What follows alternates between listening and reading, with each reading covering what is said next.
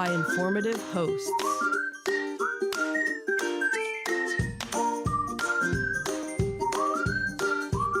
Insights into Things, a podcast network.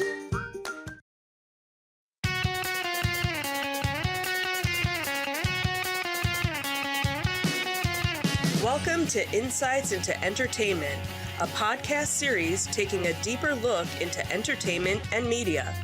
Your hosts, Joseph and Michelle Whalen, a husband and wife team of pop culture fanatics, are exploring all things from music and movies to television and fandom. Welcome to Insights into Entertainment. This is episode 147, Disney Dissected. I am your host, Joseph Whalen, and my patient and understanding co-host, Michelle Whalen. Hi, everyone. So what makes you patient and understanding for this episode, dear? I don't know. I'm kind of confused. It's because you were patient and understanding with me when I was down in Disney. Oh, okay. I thought that's what it was, but I wasn't completely sure. I didn't divorce you while we were away, so that is true. And welcome back to the show, by the way. You did take a couple of episodes off while Sam sort of stepped in for the topics he wanted to do. Yep. So this is your first time back in the studio recording for almost 2 months now, isn't it? I can't even remember because I did an Insights into Tomorrow episode. Right. You stepped in for him. We kind of filled, and then we were trying to find other topics to talk about to give Sam some more time doing the entertainment stuff, and me, and it just never. There wasn't anything that, nothing jumping out. Yeah, nothing jumping out. So. But he kind of took to the entertainment side, so he may come in and fill in for you more often. We'll see. There you go. Today we are talking about dissecting Disney. And this is really about our trip to Disney. Right. So as previously promised on this podcast, this week we bring you our review of the current state of Disney parks in Florida. Having spent a week down in somewhat sunny, often rainy, and oppressively hot Florida, we've had a chance to see if Disney has been able to bring the magic back. We'll take a look at the resort we stayed at, the amenities offered, and the service at the resort. And then we'll take a look at some of the technology that Disney's trying to throw at its guests to justify the drawbacks of a lack of service in some parts, but a cost as well, as they pretend to give you more services. Right. And finally, we'll talk about our experiences at 3 of the 4 parks, because we don't really go to Animal Kingdom because it kind of sucks. But other people enjoy that park. Other people do enjoy it. We don't. We don't. It's not one of our favorites. It's not. And it's not an all-day park for us, even if we do go. Right. And we'll talk about where those parks stand compared to our previous visits. Before we do that, though, I do want to invite our listening and viewing audience to subscribe to the podcast. You can find audio versions of this podcast listed as Insights into Entertainment. You can also find audio and video versions of all the network's podcasts listed as Insights into Things, and we're available any place you can get a podcast these days. I would also invite you to write in, give us your feedback, tell us how we're doing. Give us your show suggestions, what you want us to talk about. You can email us at comments@insightsintothings.com. We're on Twitter at insights_things, or you can visit us on our official website at www.insightsintothings.com for all of our social media links. Are we ready? Sure. Let's go.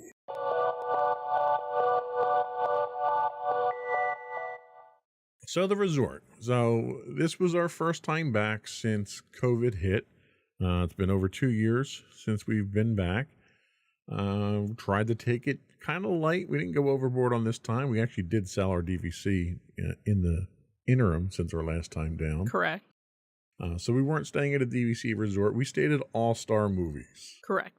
So what was your first impression of the resort itself? Overall, I really didn't notice much of a difference. One of the things that they've been pushing even before COVID started was getting you to do online check-in in advance of your reservation so that you didn't have to go to the front desk for check-in. And again, like I said, that's been something that was going on before COVID even happened, because we would normally do that where we would check in a couple of weeks beforehand, and then usually once we got down to the area, we would get a text message saying our room was ready and we could just go to our room because we already had Magic Band, so there was no need to go to get a key or anything like that. So that was still in place. So again, we didn't go to the front desk. Basically, the only thing that we checked in with was security. Once we first got there, showing our ID, they basically, yep, you're here. And, we kind of went on our merry little way.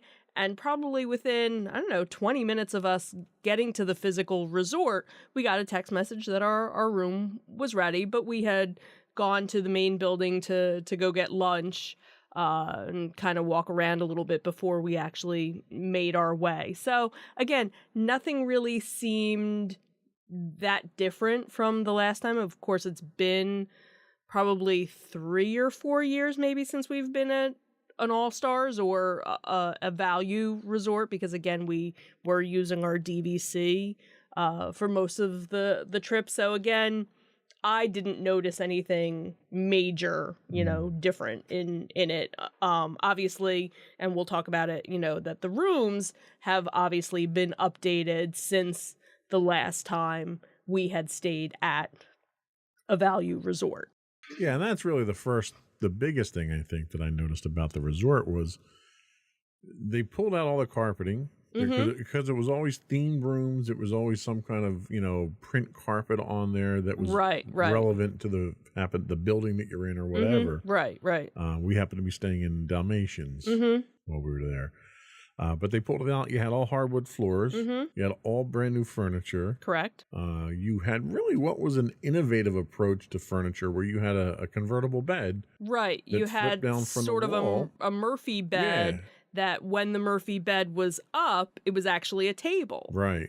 So and it was so funny because I think the first time we went to convert it, we were like, what do we do? Like, there were no instructions when all you really had to do was just pull it down. So you just had to make sure that the table was cleared off. What was nice about it was the use of space was much better than it had been with two beds in there. Yes. The problem is that when we come in, me specifically, I come in with lots a load of technology.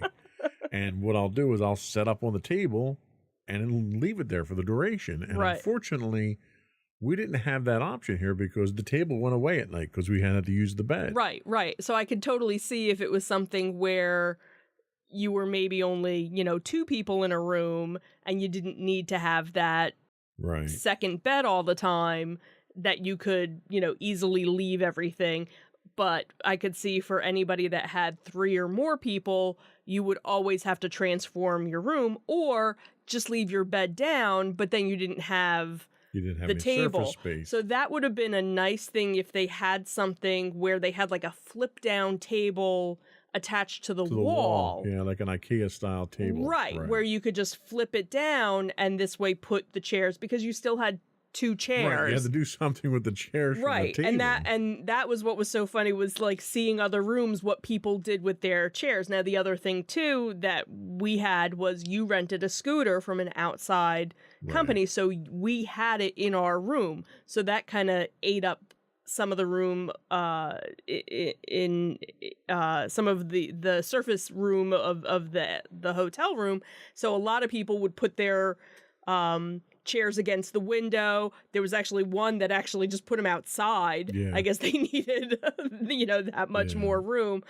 So it was kind of, you didn't know what to do with the chairs once the bed was down. Like, there was no specific, area. It was basically, okay, well, we'll put it over here for today. So they upgraded the bathroom area as well. Yes. So traditionally what you had was you have a small bathroom that has a shower and a toilet, and then your sink is outside in sort of like a little prep area. Right. And that, for privacy in that area, you typically have a curtain that goes Well, it was across. funny because I remember years ago they didn't have the curtain. Right, you had nothing there originally. So that this way, if somebody was brushing their teeth, it was out in the open, but where the bathtub and shower and the toilet are, there was always a door. Right.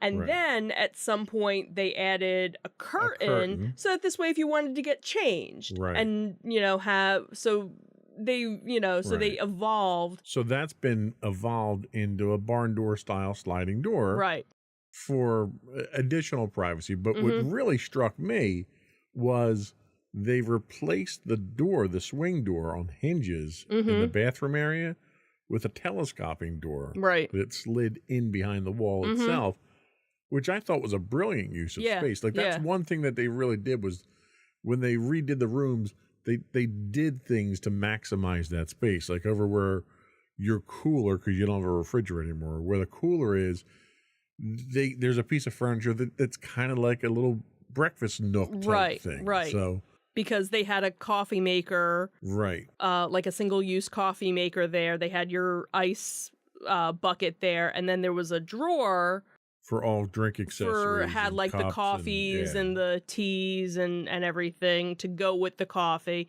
And that area you could kind of use as a bar, your beverage keeping, snack like a beverage area. cart, basically. Yeah. So the room was okay. There were a few issues with it. The one thing we noticed when we got in there was the lock plate on the door was loose and eventually fell off. The room phone did not work. And that we only found out because we went to call the front desk one time and went. So we couldn't call the front desk from the phone. We tried to use the app, and we'll get into the app a little bit later, but we tried to use the app, and that didn't work either. Right. So you happened to find one of the maid service, and they were able to call housekeeping, and they got a hold of somebody. We had multiple issues with plumbing there, where they had to come and snake the toilet. And it wasn't just us. There were 3 other instances where I saw them walking around with the snake. Oh, wow. So it was other people. Okay. So it was an issue with the hotel itself. Okay. What else do we have? Drainage. Oh, my goodness. It rained, and you had literally swampland if you were walking around the outside. And that's something just in general with Disney you can find on TikTok and YouTube other people posting videos from the park. Sure. But I've never had that experience in all the resorts that we've been there before. I don't think we've ever noticed. Because someone would be out there taking care of it. True. They may have had drainage issues in the past, but we just never noticed it. Guests. Yeah, that could be. Yeah. And the one area by the parking lot that had the big drainage issue, they had one of the grounds crew come through on one of their little John Deeres and track mud all over the sidewalk in the process of doing that. And no one cleaned that up. So it's starting to look a little run down and tired. There were a couple of areas there. They were basically fire hydrant areas that weren't maintained. They were rusted. The paint was coming off. So it was very un-Disney like. Disney is always, even at the discount resorts like that, they've always kept up with it. And it just seems like it's kind of run down. The first day we got there, the elevator, one of the 2 elevators was offline. It took them most of the day to get that one fixed. Well, they were actually cleaning. They were cleaning the, I don't know what you call it, on the top where they had like plastic panels covering the lights, because when we had gotten up to our room or down, I don't remember, I ended up seeing the maintenance, and they were basically just cleaning. So there wasn't anything wrong with the elevator. They were actually just cleaning it. I see. And then really the only other big complaint I had about the resort was you had someone out there for the better part of a day who was pressure washing one of the staircases at the end of the building. Right. And just the fumes, because it was an internal combustion engine compressor they were using. You were gagging as soon as you walked out of your room. Now, granted, it was hot, it was humid, the air wasn't good to begin with. Right. It might not have been a good day to do that. I mean, have a little, wait for people to at least leave and go to the parks, because this was like, first thing in the morning. Yeah. They're doing this type stuff. So room service. So where we normally don't do room service, we'll put our do not disturb sign out there. They used to do daily room service. Correct. And now they're down to every other day, every 3 days or something. And I think it's every 4 days if you're DVC. Yeah. And to me, that's a significant drop in service, because they didn't reduce the cost of the room at all. Right. In fact, it went up. And you're getting less service there. So that was a ding, I think, in my book. Paying for parking. Still one of my biggest pet peeves that I have there. Right. And again, going back to that whole, hey, we didn't check in, there was nothing ever said in anything. Right. It's like, just hey, by the way, because for the most part, this was actually one of the first times that we didn't charge things back to the room. One, because we had done a whole gift card thing, yeah. So that was a good portion of our charges, and then we just charged it on to our various credit cards, because in most cases, if you were using a Disney credit card and your bill was a certain amount, you would actually get 10% off. Whereas if you were charging it back to the room, you weren't going to get that discount. So it wasn't until the end of our stay when we actually got our portfolio, and I was like, oh, what were all these charges? And opened it up, and it was parking. That was literally all it was. And that's where, again, we've been there since they've been charging for parking, so it wasn't a shock for us. But what if this was our first time and we didn't know? That's something, granted, yes, it's not the security officer's job checking you in, but if you're doing the mobile check-in, if you're checking in, online beforehand, something should pop up saying, hey, by the way, just so you know, if you're driving, you're going to have this $15 a day or whatever. How did they know that we were driving is what I'd like to know. Well, because we checked in with security, that was what. So that could have been a rental car we had for one day and got rid of it, or we could have been getting dropped off by someone. How do they know that you're parking there? Well, and then that's the thing, is that we would have had to. I would dispute that charge because it was never detailed anywhere on the original bill. And that's the other thing too, because what used to happen is when you would go to the front desk and check in, they would ask you, "Oh, are you, staying on property?" Because they would give you a parking permit. Right. So now they don't even print out. And they'd get your license plate number. Right, but they got my license plate number when we checked in, because security there was a camera towards the back that could see my tag. So they're nickel and diming you there, which was very annoying. Right. We bought the mugs, which I didn't want to do, but you thought it'd be a good idea to buy the mugs. Right. And the quality of mugs have gone down significantly. They've got the cheapest lids. The lids kept falling off. I almost lost the lid twice. It's just, I was very disappointed at that, but that's there to support the fact that you can't get multiple refills. You buy a disposable cup from them, you pay $4 for it, and you're allowed 3 refills within an hour or two or something like that, which is idiotic. It really is. Right.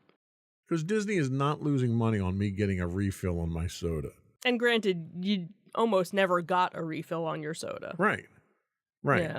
So and the problem that I have with that is, but the fact that you're charging me $4 for a soda, where 90% of the cost of that drink is cup. Just the cup, yeah. And you're putting a chip in that cup now, so I can't get refills, which makes the cup more expensive. It's an idiotic business model that they have there.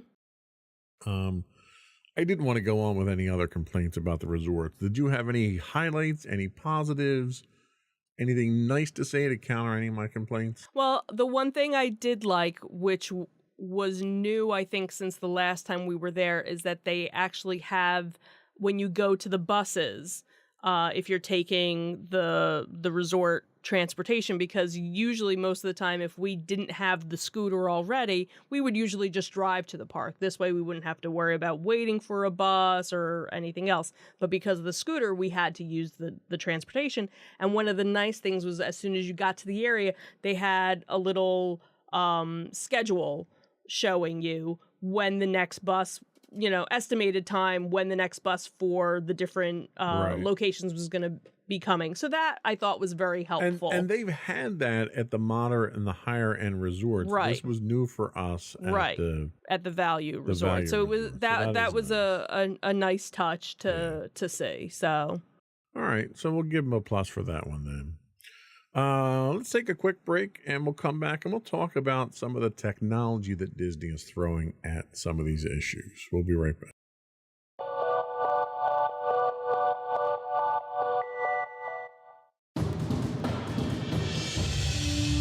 For over 7 years, the Second Sith Empire has been the premier community guild in the online game Star Wars: The Old Republic. With hundreds of friendly and helpful active members, a weekly schedule of nightly events, annual guild meet and greets, and an active community both on the web and on Discord. The Second Sith Empire is more than your typical gaming group. We're family. Join us on the Starforge server for nightly events such as operations, flashpoints, world boss hunts, Star Wars trivia, guild lottery, and much more. Visit us on the web today at www.thesecondsithempire.com.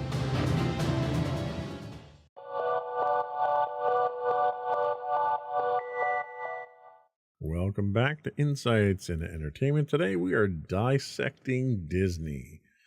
So one of the things that Disney has done to try to enhance the experience is go the technology route. And that technology route is apps on your smartphone at this point in time and bands and all that stuff. So right now, the Disney World app that they have with their nice little 50th anniversary logo on there is the central part of that technology push. You pretty much need it for anything you want to do: booking rides, checking times, getting into your room, pretending to call the front office because it doesn't work for that. Your photo pass. Yeah. Reservations. I have to say that I was very unimpressed with the app. I found it to be poorly designed. Someone looked like someone gave a 5-year-old a box of crowns and asked him to design an interface. It was confusing. It was not obvious or intuitive to use. Finding the information that I wanted just to go in and look up times or to look up available slots for reservations for different extra services like building a lightsaber or a droid, you couldn't find that stuff. And the whole thing was predicated upon this whole idea of build your experience. And in order to do that, you pick the things you want, and that's all that you saw. If you ever wanted to stop outside of that, you had to go back through the entire wizard and reset all your settings in there to see anything. And I thought it was a terrible experience. Right down to the point that you bought one of the new Magic Band Pluses. And what happened with that? Tell us what happened with that. So I wasn't going to buy the new Magic Band, but the last day we were in a park happened to be the Magic Kingdom, and at Magic Kingdom they had a Haunted Mansion one. So of course, me being the Haunted Mansion person that I am, all right, fine, I'll get it, just to have it, whatever. And we charge it while we were in Hall of Presidents. You had already bought one and you had no issues getting it to sync up. Everything was fine. I go to sync it up and I get an error. And I try and go through again, and then it tells me that the app has a bug and to uninstall and reinstall the app to try and fix it. I do that, doesn't work. I try taking, because there's a QR code. So first I try linking it by the wireless link. That didn't work. Then I tried taking a picture of the QR code to do it that way. That doesn't work. Then I even tried entering the code manually. Which is a challenge considering how small those numbers are. Right. Entering the code, nothing. As soon as I would do it, it would fail and again tell me that I had a bug. So by that point, I was just fed up. And after spending almost $50 on it, I went back to the store to return it. And of course, the cast member there was like, oh, well, if you do decide to, purchase another one, we do have tech support people, located throughout the park that would be, willing to help you. And by that point, it was already our last day. Maybe if it was our first day in the park and I had, the whole rest of the week to worry about it. But this was literally our last day. Yeah. I was like, I'm done. It wasn't the band itself, it was the app. Right. So that's really where I think the biggest complaint was. Because there was a lot of things with that app. The calling the front office. Well, when our phone calling the front work, desk. We tried to call the front desk. You can get to it through the app if you could find it, because it wasn't easy to find. Right. And that was another thing, another challenge of things weren't where you thought they would be. Right. If you did a search, it would eventually find it, but it was like I shouldn't have to be searching every time. It was almost like they did no user testing of this. And then that was the whole thing too, because when we were having the issues with the bathroom, I was like, all right, well, let me just call the front desk. And I'm like, and I couldn't even like Google a phone number for the front desk either. And then the one day I actually just walked up to the front desk and they were like, oh, well, you could have just done it on your app. I'm like, no, I couldn't. And she didn't believe me. Right. And she walked me through it and was like, oh, okay, that is a problem. Yeah. No shit. Like, I know it's a problem.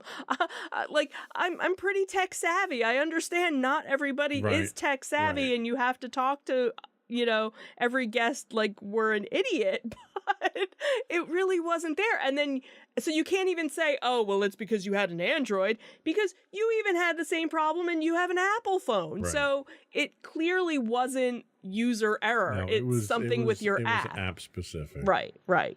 So some of the other things I found were an issue was you could look up wait times for rides. Mm-hmm. They weren't accurate.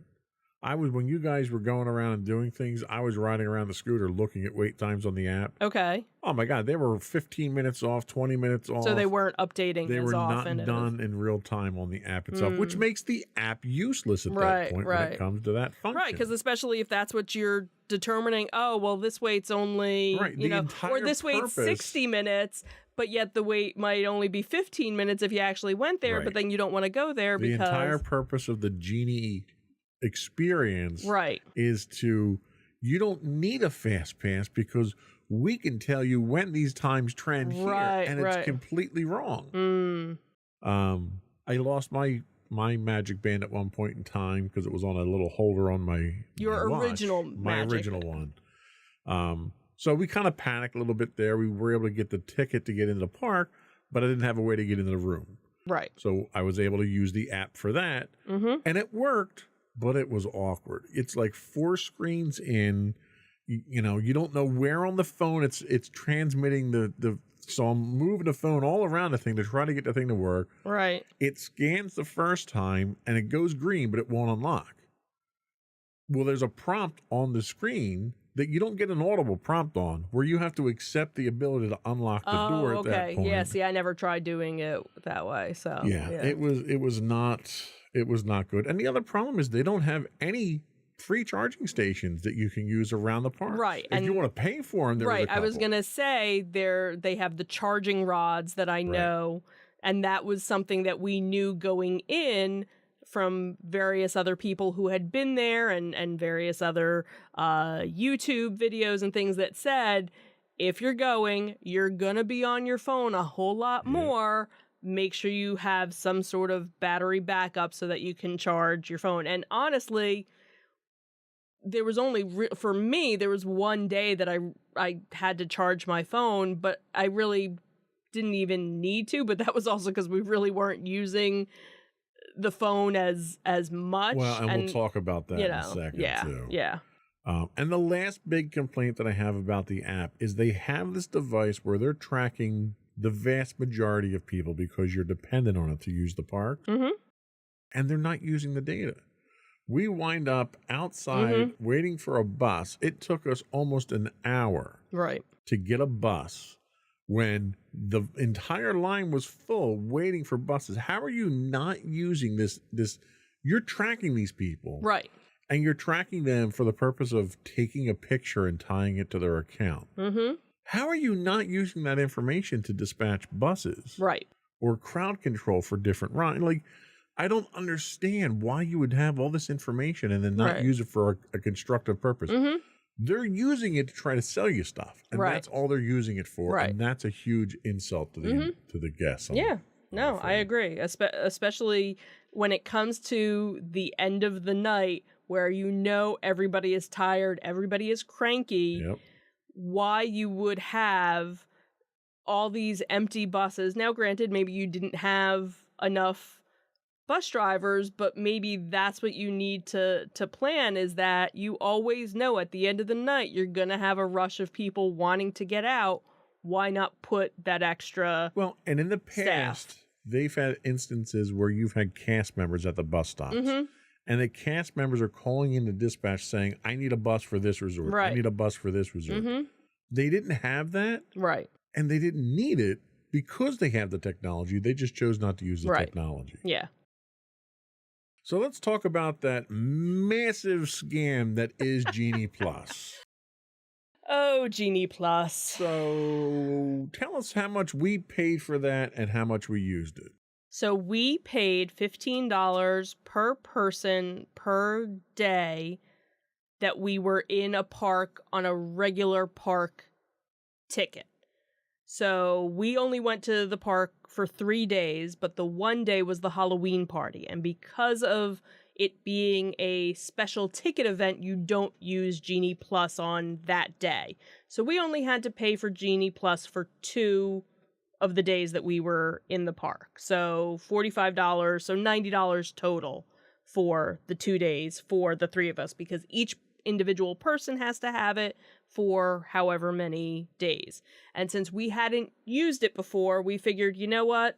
Let's try it. Let's give it a try and see if it makes a difference or helps us out. We took one for the team so we could review it for the podcast. Right. And granted, there are lots of pros and cons. You know, there were a couple of friends of mine who had used it before, and they said, oh, it takes a couple of days to get used to it.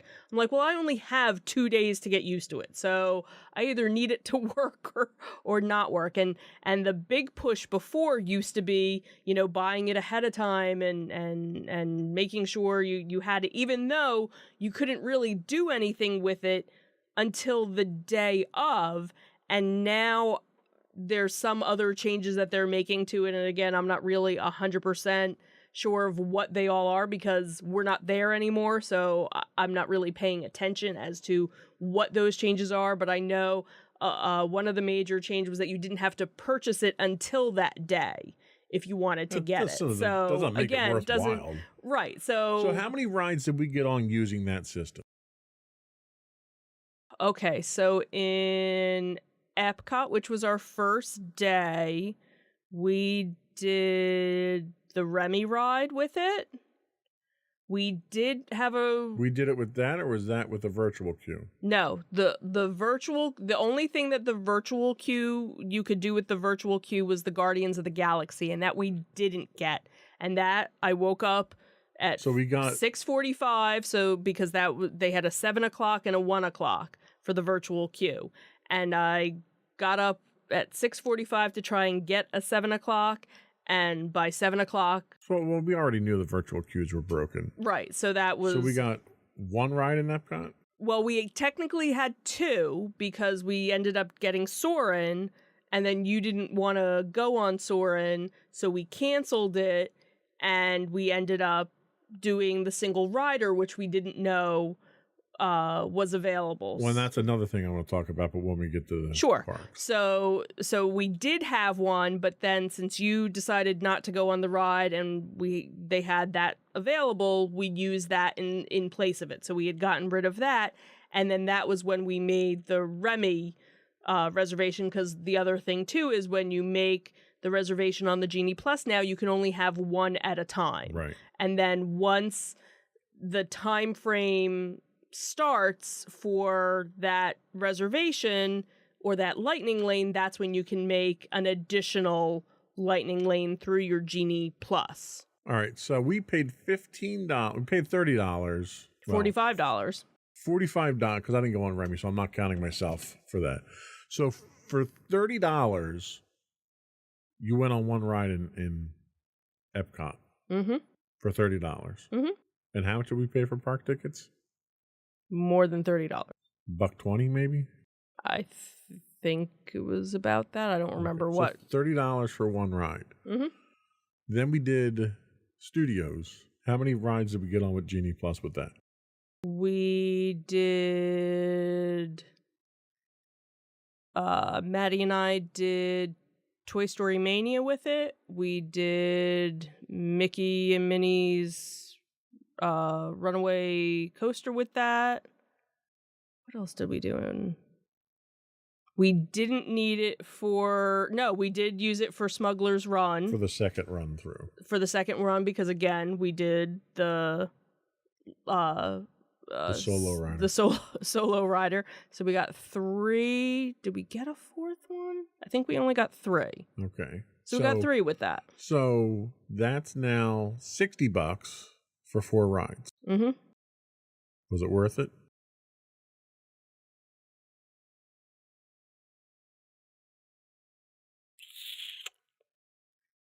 Probably not.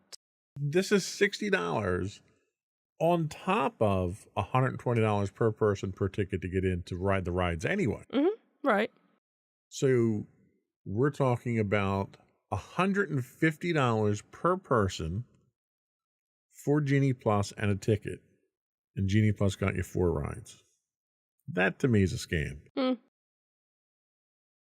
The other thing that I found was interesting is we got into Magic Kingdom early on Friday because of the party. Right. And it was still regular admission in there. Mm-hmm. We walked past Peter Pan. Right. And the Lightning Lane. And the Lightning Lane was easily a 20-minute wait at Peter Pan. Mm-hmm. What's the purpose of the Lightning Lane if it's a 20-minute wait? Right. This is the problem that I have. Well, when the regular ride is a 60-minute wait, a 20-minute wait is nothing. But again, still, yes, we know. That's not Lightning. I'm sorry. Right. I understand that. Lightning is I walk in and should be able to get right on the ride. Right. Especially when I'm paying for it. Right. What rides were not eligible for Genie Plus? I don't know if there was anything. Besides Guardians of the Galaxy. Well, Guardians of the Galaxy, because that was the virtual queue. Right. So you could only do virtual. Was Rise of the Resistance one you had to pay to get on, or was that eligible with Lightning Plus? I think it might have been, because I think what they do with their certain big ticket rides, you know, kind of their e-ticket rides, is they offer the additional pay for me.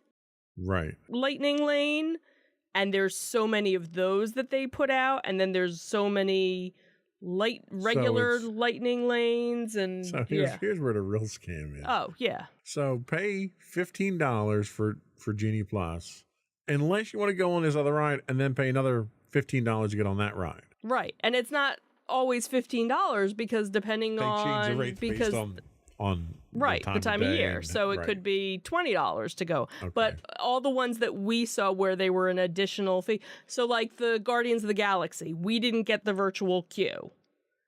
But now they didn't. So with that, it was only virtual queue or paid Lightning Lane. There was no standby, meaning you couldn't just go and wait for 2 hours on a line to get on the ride. Thank God for that. Right. So it was either you got in the virtual queue for free,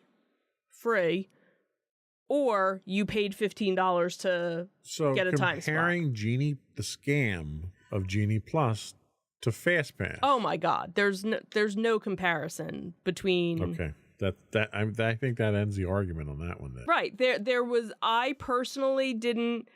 Now, if we had done a full Magic Kingdom day, I could see Magic Kingdom. Well, the problem I have with that is you can only reserve one at a time. Right. And you have a 1 hour cooldown after you've either canceled it or used it. I don't think we did. In the app, you do. Because I was actually able, because the one... Might not have been on canceling, but... I don't know, because there was one that I had one reservation, and I actually had the next one, and it was actually overlapping, because the one was from like 1 to 2, and the next one was from like 1:30 to 2:30, and I was actually surprised that it... Well, then they may have changed that. Or it could have been a fluke. I had a work colleague that was down there 2 months ago and said that was one of the problems they ran into. So maybe that was something that... So let's move on from Genie Plus, because if I stay on that, my blood pressure's going to go up. Real quick, before we go to break, Magic Band Plus. Okay. Is it worth the price? It was about $50 with tax. I wouldn't have done it.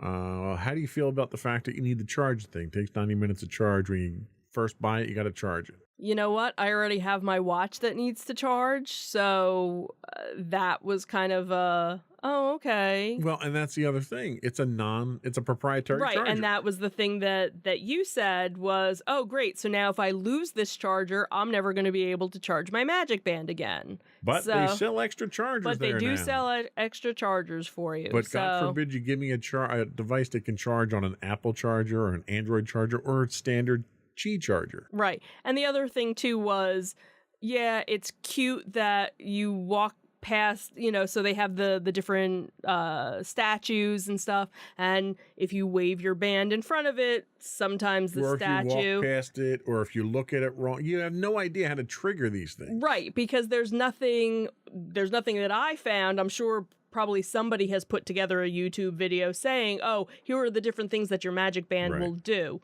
And the thing is, they've been doing things like this for years. Back when they had the 100th anniversary, the 100-year anniversary or the 100th birthday for Walt Disney, they had these special pins that you could get. Right. And when you would go on certain rides, the pins would light up. Or if you were watching the fireworks, they'd light up. So this is kind of the same thing. They're vinyl. They're like the old ones were. So they're very sweaty. They're very hot to wear. Right. Mine fell off 3 times. Right. After having put it on. I had to have you carry it. Right. Because I was afraid I was going to lose it. Right. What else did I have down here? That it didn't have any sound. No sound. So, like, the thing would vibrate and the thing would light up, but, like, you have no idea why. Right. Because when we were walking out of Magic Kingdom, we didn't walk past anything special that I knew, and all of a sudden I'm like, why is the band... Right. I already have enough things on my watch to notify me of different things. I didn't need it. It's almost like, hey, this is really cool technology, let's sell it. And nobody was like, what are we going to do with it? What's the purpose of it? Oh, just sell it. We'll figure it out later. Whereas when the Magic Bands came out, they had a true purpose. Right. And I could see if we were annual pass holders or we were still DVC and we'd be going down a couple of times a year. All right, sure, I'll get the new band, because that's the other thing too, is that no longer as a resort guest do you get a free Magic Band, because that was what they kind of moved away from, the room keys. Right. The crack dealers at Disney gave you the first dose, and now you got to pay for the rest. Well, fortunately, we have enough Magic Bands. We don't need, we don't need to buy a $50 one. So. All right. So the technology to me seems more like a scam than anything else, and it's a money grab. I think we can kind of agree on that to a large extent. Sure, we'll go with that. All right, let's take our last break, and we'll come back and we'll chop up the park experience. We'll be right back.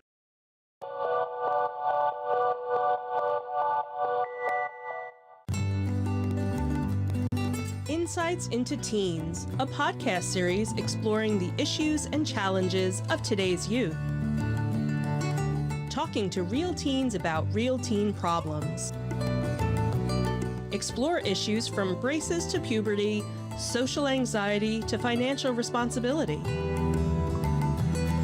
Each week, we talk about the topics concerning today's youth. We look at how the issues affect teens, how to cope with these issues, and how parents, friends, and loved ones can help teens handle these challenges. Check out our video episodes on youtube.com/insightsintothings. Catch our audio versions on podcast.insightsintoteens.com or on the web at insightsintothings.com.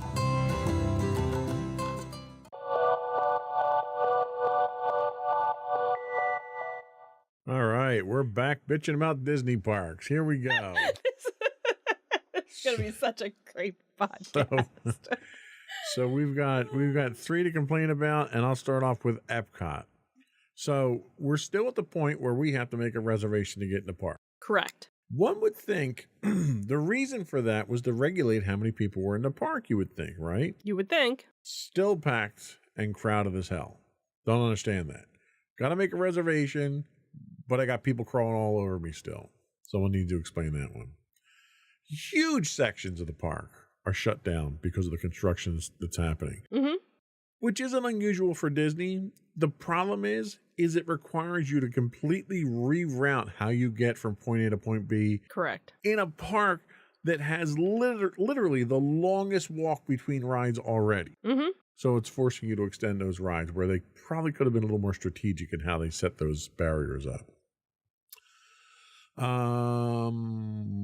Oh, and the fact that you have to order ahead for food now because you can't even stand in line to buy food almost at any of the restaurants, the quick serve restaurants. Well, we actually didn't run into any problems with any of the quick serve. They were still good. We were still able to. It wasn't mandatory because I know when they first opened after COVID, that was the only way you could. All right, then I'll save that complaint for reservations. studios because I have a very specific complaint about that in studios. So Epcot, we really didn't do any because the food and wine was going on, so that you had to go to the little individual booths, and they weren't really that busy. And then after that, we kind of cut our day early because that was our first day in the park. It was extremely hot, and there was so much lack of shaded areas for us to go and hide that we just kind of called it a day just because we were just overheated by that point. So we really didn't have a big quick service meal. We just kind of snacked. So we weren't there long enough for it to really be a problem. Right. Okay. Right. So then we go to Hollywood Studios. Again, crowded. Don't know why. The restriction to the quick serve I had a problem with here because it was hot. Normally when it's hot, I'll go into the ABC commissary just to cool off, sit in a corner somewhere, relax. Couldn't get in if I didn't have a food order. They literally had bouncers sitting outside the entrance, not letting people in. Right. How do you do that? It's like getting a reservation at McDonald's. It's idiotic. Right. I didn't understand that. But you did eventually get in because you said you were just going They stuck me in a corner, literally between 2 pillars to charge the scooter. When I went to go find you, I'm like, where the heck is he? Now I give total props to all the cast members that were there because they were making sure I was okay. They were offering me water. The one woman comes over and asks if I wanted to have a cupcake. So the staff was fantastic, but the policies I think were terrible. That's I think what it is it's the policies that other people put into place, and now you have these cast members that are the ones enforcing it and are like, ugh.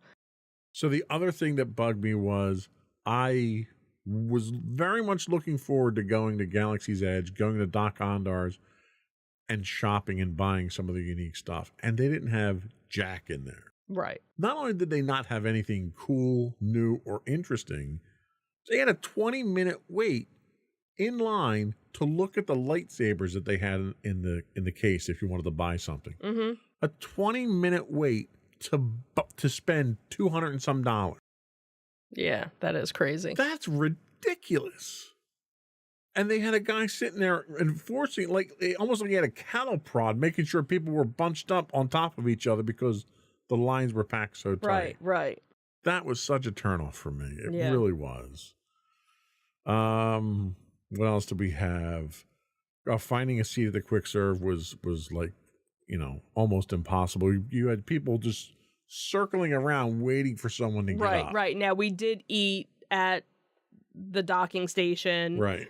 And that, again, didn't have a problem, because they asked when you got there, did you do a mobile order or are you placing an order? Because they had two separate lines. Right. They let you get in to order something, which was nice because I could at least get in and cool off. Right. And then, just like, the quick serve. But we've had that before where there weren't always tables available depending on what time. Well, before, our quick serve was always the way that we went because or the mobile ordering was how we went because that was our secret weapon. Right. And now everybody does it. So, of course, you need the app to do it. And, but it worked out. We still got a meal. We still had a table.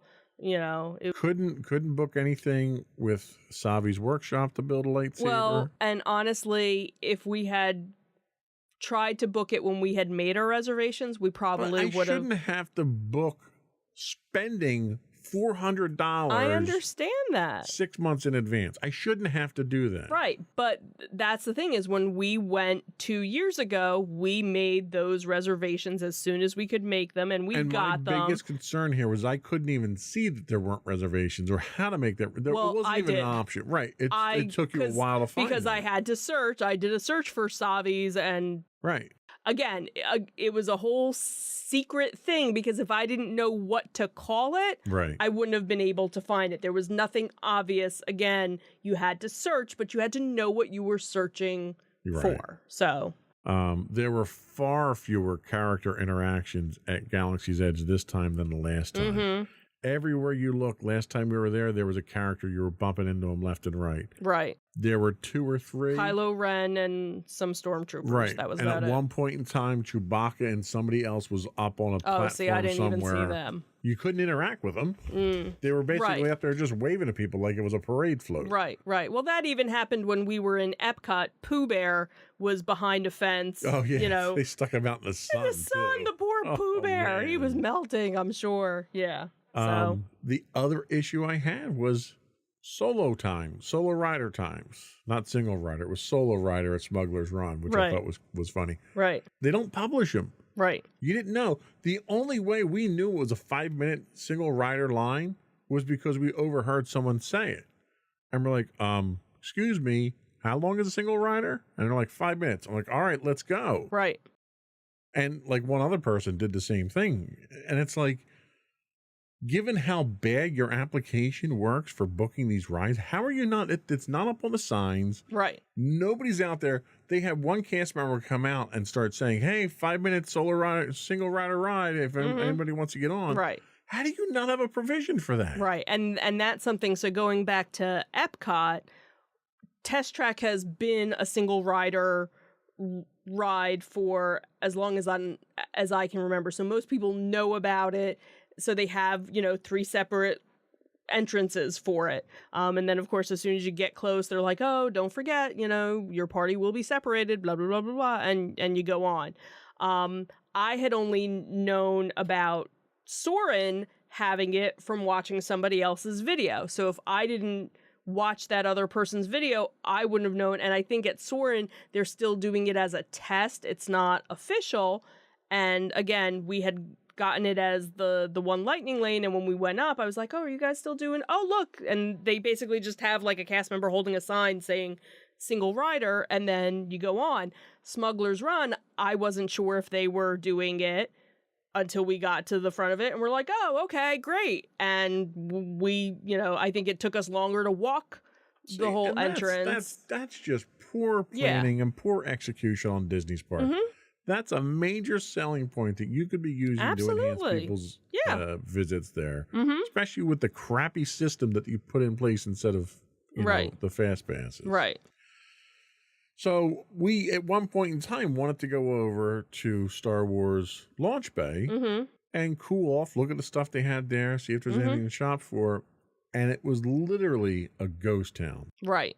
They shut down the Little Mermaid thing that was there. They shut down the gift shop that was there. Right, Little Mermaid has been shut down since. But everything was shut down. The only thing that was open was a couple of the Play Disney thing. Right, but they did have Star Wars characters that was still open. Yeah, if you walked 5 miles back, well, that was the whole thing, right? Because they weren't advertising it anywhere. Right. Well, no, they had the sign when you got to the area, so you had to know. But yeah, that was the whole thing, because the Launch Bay area, there was the whole shop there, and then you'd walk through the shop, and then they'd have the characters and artifacts from the from the movies and things. It was like just a completely forgotten area. Right. It was just kind of, and the other thing too was it closed at 5. Right. So then that whole section, even though there wasn't a whole lot to the section to begin with, became even more of a ghost town, because again, you already had the Little Mermaid that they haven't reopened Little Mermaid yet. So the little princess store right next to it, that shut down. Then there's a Play Disney gift shop that hasn't opened yet. So you had the couple of characters, but no gift shop. And then you had... Like at that point in time, just shut the whole area down and block it off. Exactly. You're just...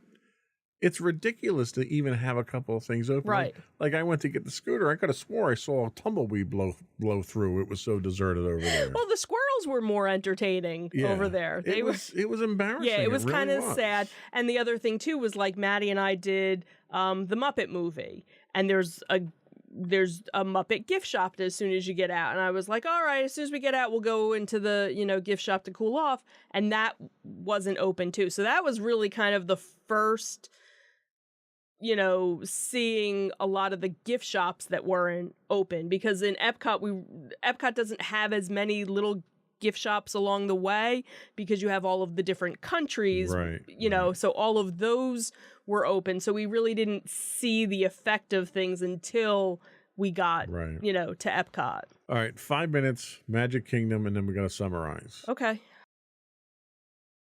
Go ahead. You go. Okay, so for the Magic Kingdom, that was our Halloween party. As you had mentioned before, with the Halloween party, they let you get into the park 3 hours before your park time. So, of course, there's, tons of lines to try and get in, everybody to get in. And, of course, because of the holiday party, you have a special band, so it takes longer to get in. And, of course, the storms are coming. So you got people that are trying to leave the park, people trying to come in the park. So, of course, very crowded, at the beginning of it. And it always seems to be kind of disorganized no matter what time you go. So I don't know if it's something where if we actually went closer to 7 o'clock or closer to 6 o'clock, if we wouldn't run into that or not. Well, and what would make sense if they did that is you do a rope drop type thing. Mm-hmm. And for all the people who are coming in for the party, you get them checked in, you get their bands on in that time ahead of time, because they're all queuing up. Yeah, because that happened and then you have a rope drop when you let them in. Because that happened when we did... Was it when we did the Christmas party? I think it was a Christmas party. Where you actually checked in at the Polynesian. Right. And you got your band and everything. So you were already checked in. So as soon as you got off the monorail, you went right in. So they need to kind of go back to that system of, checking in someplace else. Mm-hmm. I will say, though, that their security system has gotten better, because they don't do every bag being checked. Right. So you kind of go through a metal detector, some sort of scanning thing. I don't know if that's better or if it's just more lax to get people through. I don't know, but it seemed to go smoother. So that was at least a positive that I saw. But obviously here was another instance. Now, again, don't know how much of it was because it was the holiday party or not. But again, we saw a lot of different shops that were closed. But again, not every shop is always open for the holiday party. Well, and some of the shops we know were closed because they turn them into other things. Right, exactly. And then some rides or certain attractions, they turn over to trick-or-treating areas. The one thing that was bizarre was, because again, they have all these different trick-or-treating sections, and they didn't start handing out candy until 7 o'clock. And at one point, we were in Tomorrowland, and it was 6 o'clock, and there was a line forming for people form a line, which was to wait for candy. Yeah. For free candy. For a couple pieces of candy you'd get. So we were just like, no, we're going to go on some other rides. So that was kind of crazy. But once the party kind of started, and also once the rain kind of died down, we really didn't have too many issues. it kind of spread out, because then you have the people, because there are people that go to the party just to go and see the specialty characters that only come out for the holiday party. Right. Then you have people that are just doing the trick-or-treating. Then you have some people that are there to see the special Halloween parade and to see the special Halloween fireworks. So it kind of helps to break it up, because that's when Maddie was able to get on Splash Mountain in 5 minutes. Big Thunder Mountain in 5 minutes. I think Space Mountain was 20 minutes. I think that was her longest wait. Haunted Mansion, I think it was about 20 minutes, maybe even less, for us to get on that. So let's summarize before we leave here. Sure. Give me a score, 1 out of 10, 10 being the highest of your overall Disney experience. Give me that artificially high score you're going to give me. 7. Really? Wow. I would not have thought it would have been that low. Really? Yeah. You would have thought I would have given it higher. I thought you would have been an 8 or a 9. Ha-ha! I'd probably give it about a 5. Mm-hmm. And really my problem was more with management and execution. Mm-hmm. Poor planning, and you can blame it on the fact that they haven't brought all their staff back, whatever you want to blame it on. Yeah. But there's ways to compensate for that. And to me, it was a disappointing experience. The one highlight of our trip, and I think we can both agree on this. Steve from Brooklyn. Absolutely. Steve from Brooklyn. He was so close to restoring my faith in Disney. He was so optimistic. He was the best bus driver we ever had. Mm-hmm. Yep. He was so good. I almost want to use Facebook again so I can follow him. Almost. But Facebook's too evil. Right. So fortunately, I'm already friends with him. And I had been friends with him already. And when he pulled up, I was like, I'm Facebook friends with you. Magical experience. And I don't use that term very often for Disney, but that was a magical experience. And I thank him for that. Yes. All right. That is all we had for today. And probably that's more than enough. We kind of cut some of my complaints short because I, do have a heart condition with blood pressure and everything. So before we do go, though, I would like to once again invite our listening and viewing audience to subscribe to the podcast. You can find audio versions listed as Insights into Entertainment. Audio and video versions of all of our network's podcasts can be found under Insights into Things. We're on Apple Podcasts, Spotify, Google, Stitcher, iHeartRadio, TuneIn, etc. I would also ask you to write in, give us your feedback. You can email us at comments@insightsintothings.com. You can find us on Twitter at twitter.com/insights_things. We do stream 5 days a week on Twitch at twitch.tv/insightsintothings. You can find us on Facebook at facebook.com/insightsintothingspodcast. We're also on YouTube at youtube.com/insightsintothings. We're also on Instagram at instagram.com/insightsintothings. Or you can find all that and much more on our official website at insightsintothings.com. That's it. Another one in the books. Have a good week, everyone. Bye. Bye.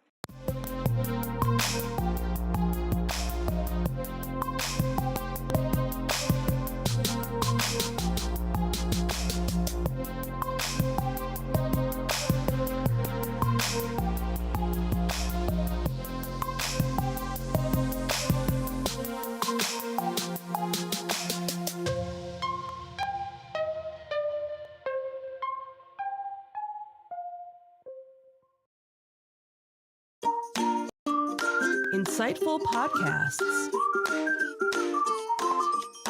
by informative hosts.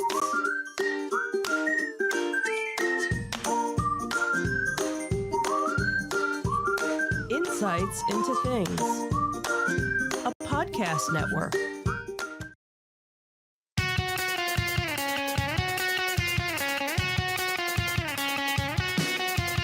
Welcome to Insights into Entertainment, a podcast series taking a deeper look into entertainment and media. Your hosts, Joseph and Michelle Whalen, a husband and wife team of pop culture fanatics, are exploring all things from music and movies to television and fandom. Welcome to Insights into Entertainment. This is episode 146. Help me, Obi-Wan Filoni. I'm your host, Joseph Whalen, and my special guest once again today is Sam Whalen. Hi, everyone. How you doing today, Sam? Good. How are you? Good. So we didn't have a chance to finish our discussion in our last episode. We ran kind of long. Very good discussion, though. But we had to kind of cut our third segment out. So we're going to kind of expand on that a little bit here. Today we're going to continue that discussion where we're talking about Star Wars 10 years into Disney's stewardship of the franchise. In today's episode, we're going to take a look at the two men who kept the franchise alive and given us a new hope, pun intended. And of course, I'm referring to Dave Filoni and Jon Favreau. Then we're going to take a look at the future of the franchise based on recently discussed projects that were revealed during Star Wars Celebration in Anaheim. Before we do that, though, I do want to invite our listening and viewing audience to subscribe to the podcast. You can find audio versions of this podcast listed as Insights into Entertainment. Audio and video versions of all the network podcasts can be found listed as Insights into Things. We're on Apple Podcasts, Spotify, Google, Stitcher, pretty much any place you can find a podcast these days. I would also invite you to write in, give us your feedback. We'd love to get your ideas on topics and how we're doing. You can email us at comments@insightsintothings.com. We're on Twitter at insights_things. On Facebook, you can find us at facebook.com/insightsintothingspodcast. Or you can find links to all those and more on our official website at www.insightsintothings.com. Are we ready? Yes, let's get into it. Let's get into it.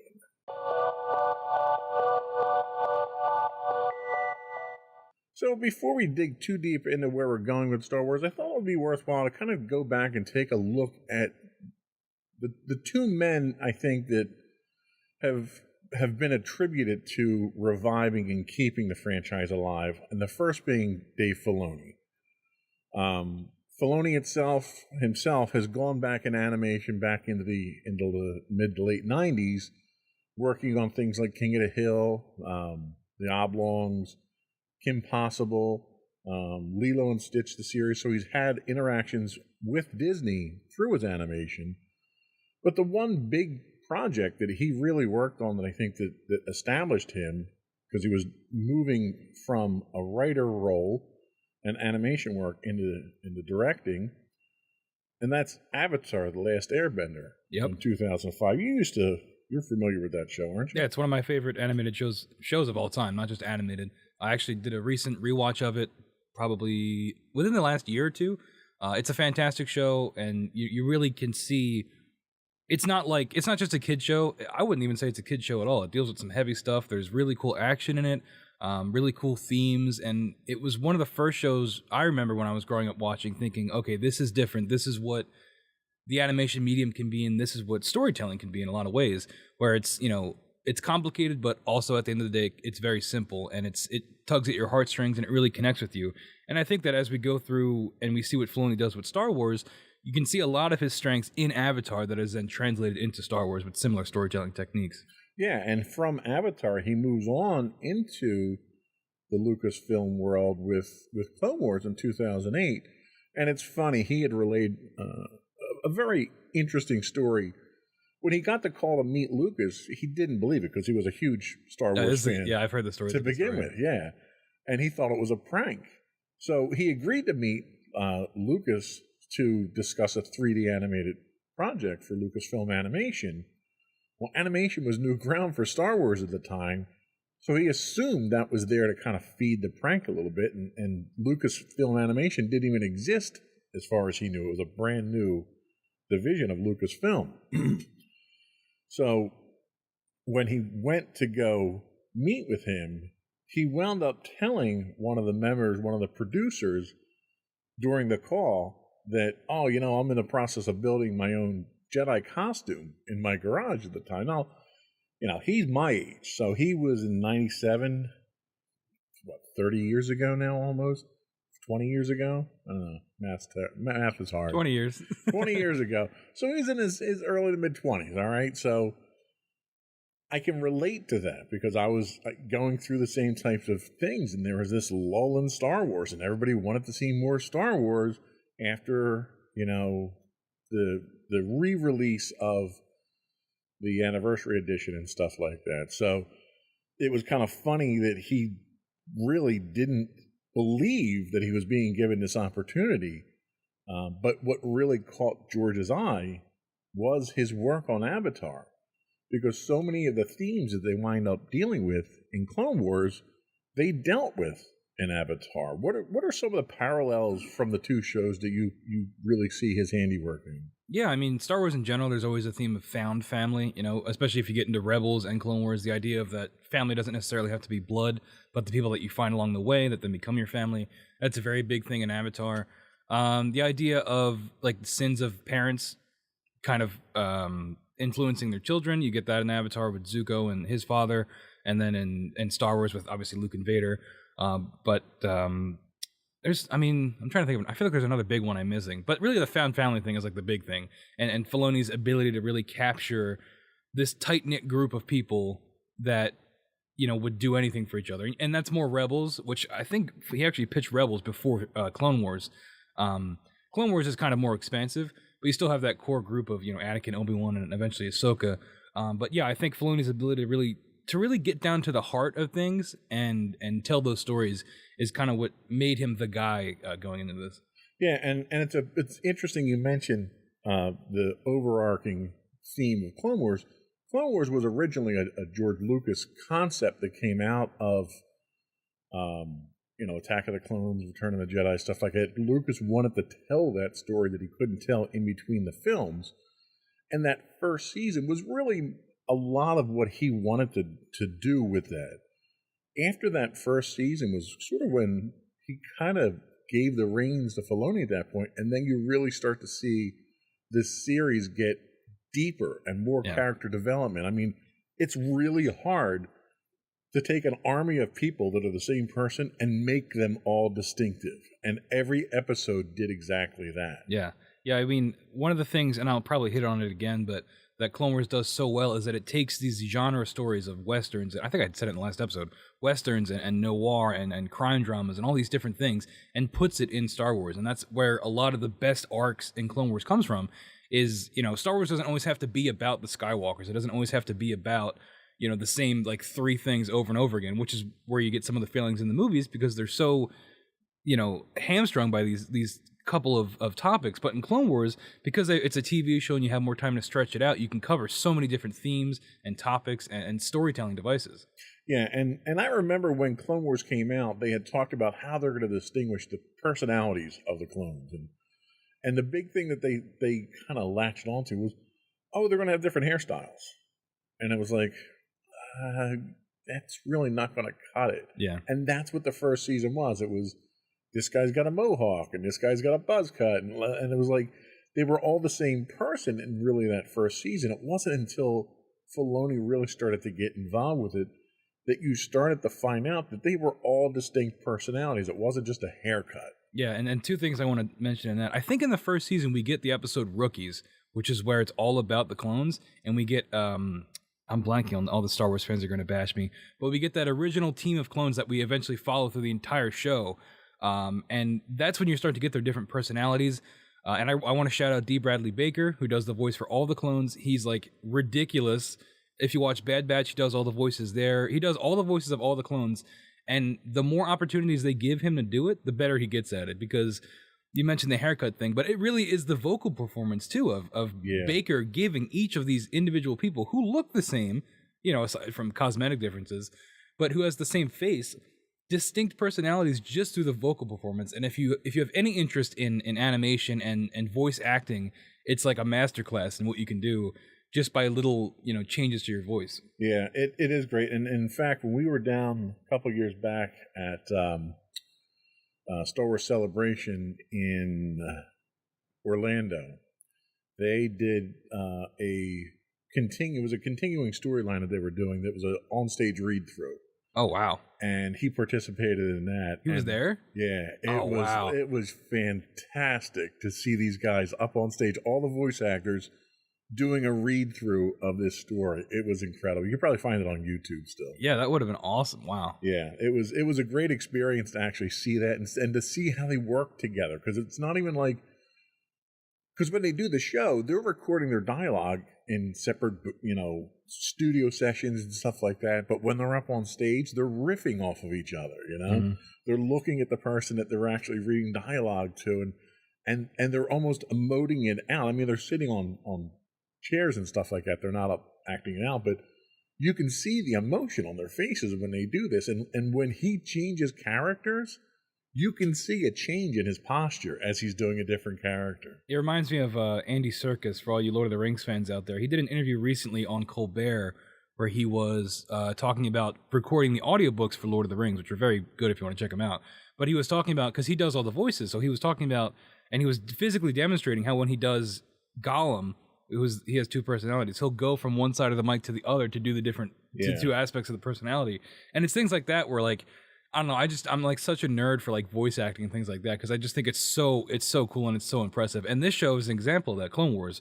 And like with most things with the show, it gets better as it goes.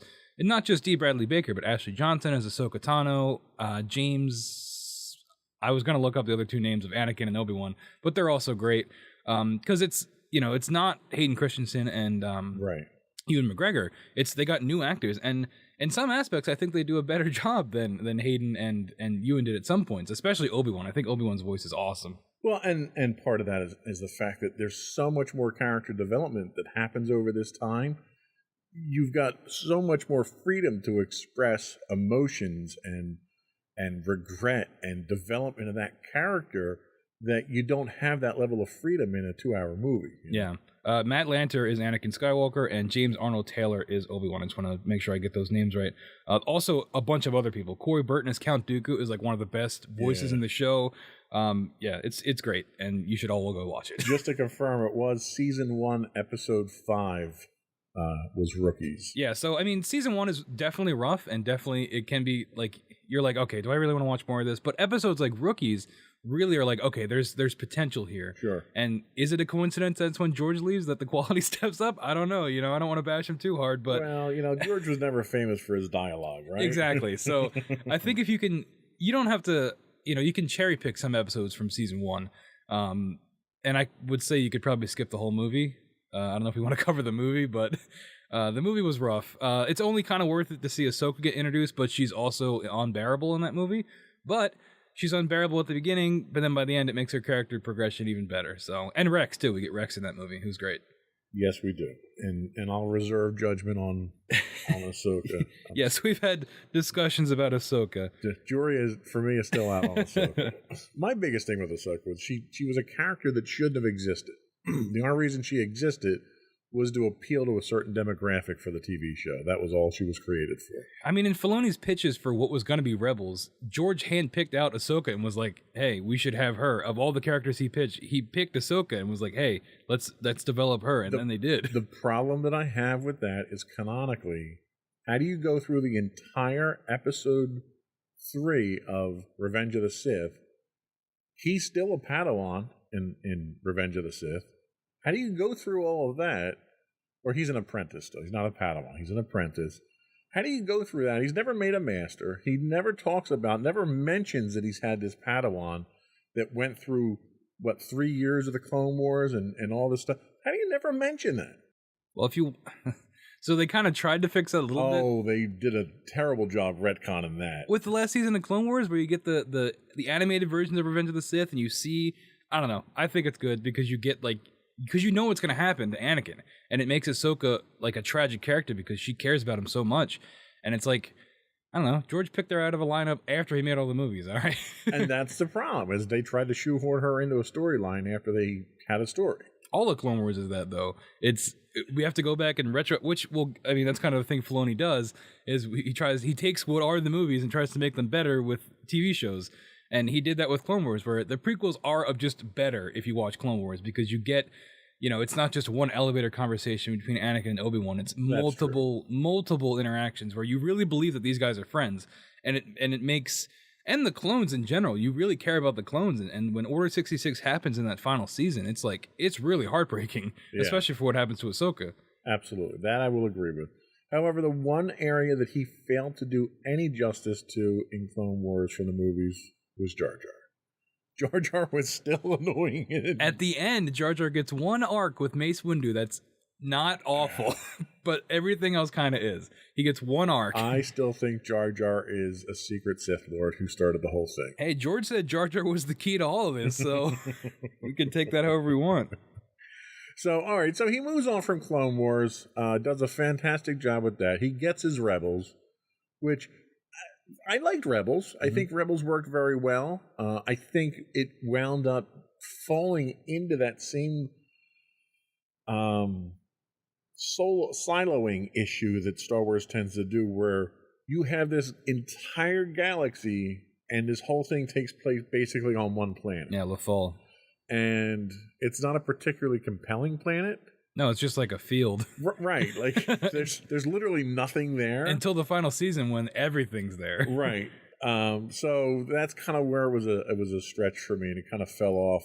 But one thing they did that was really good with that was they gave you the expansion of the understanding of the Force.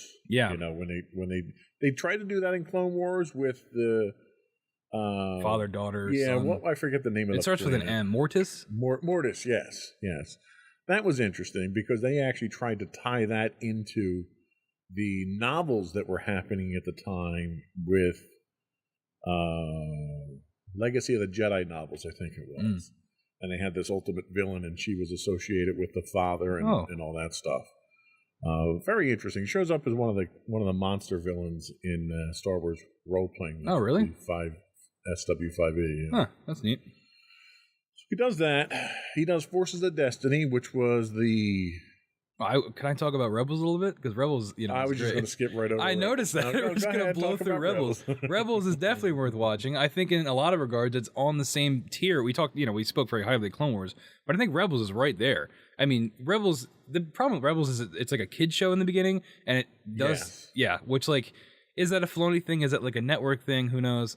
I think it's a network thing. Well, let me stop you there for a second, because I read the prequel novels before this that introduced the characters. Okay. They are not kid friendly. Yeah.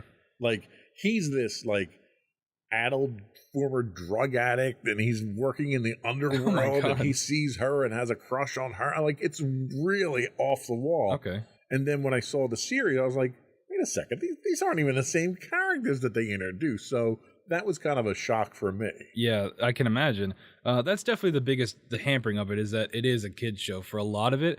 But it also does, I mentioned it earlier with that found family thing, and that's something you don't really get a lot in Clone Wars, but the crew of the Ghost is like a family, and it's almost from the very beginning, and it's really, really genuine, and you get a lot of really good moments, and every character gets their own arcs and things like that to really flesh them out, and it's really, I think that's cool. I also like the original trilogy era, even though the art style in that show is weird because they tried to do the rough Macquarie stuff, but that just doesn't translate to animation very well. So if you look up a photo of Yoda, he looks like a monster, more of a monster than he actually looks like.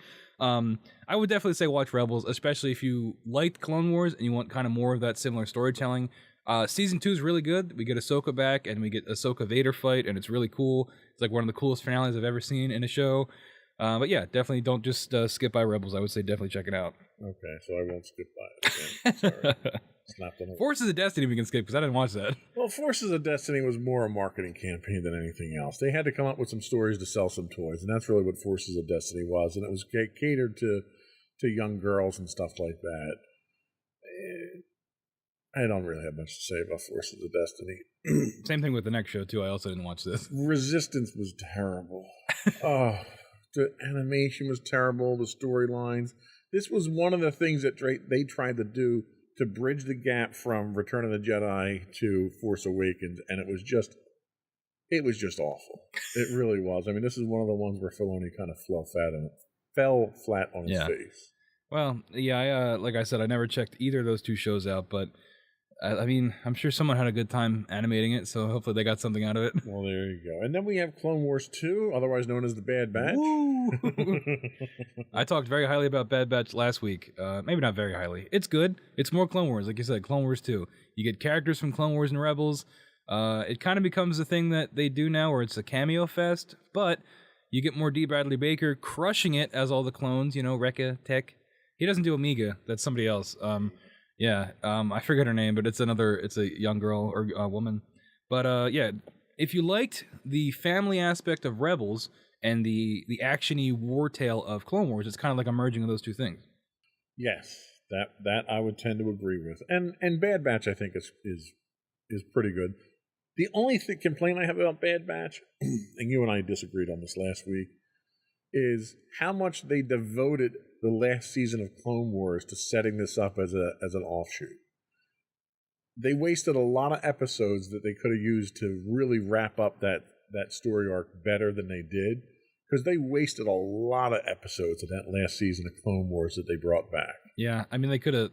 I think they wasted way more time with the Rava. Absolutely. Rafa, and I forget her sister's name, but those people that show up in Bad Batch. Yeah, because they got to reuse them. Yeah, they spent all that time animating them, so especially that with this is it. Like Ahsoka's back, and we see where Ahsoka's been, and then she's hanging out. There's wacky adventures with these two sisters. It's like, what are we? Why? And that was almost felt like an extension of Forces of Destiny, the way that it went down. That's really what it felt like. The stuff with the Bad Batch, like I said, we talked about it last week, but those episodes were basically already scripted and made and blocked. So I think that they were in there because we had already shown the fans this, and people are going to expect that.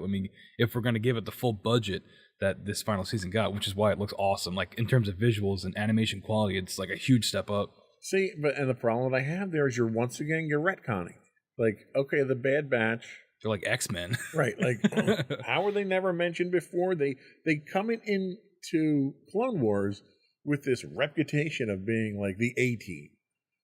And you've never seen them before. You've never heard of them before. They don't show up on any kind of news feeds, nothing. They just come in with this reputation. Well, this is what happens you're supposed to believe it. When everything's a prequel and we never move forward. When we're constantly backtracking to fill in gaps, this is what's going to happen. It's inevitable. When the movies are the blueprint and then we try to fill in every possible second of the timeline with new characters, there's just not a whole lot you can do. And I get that, and I accept it. I just don't like it. We tried moving forward, and no one liked that. So, well. All right, so let's take a quick break, and we're going to come back and kind of do a recap on Happy when we come back. We'll be right back.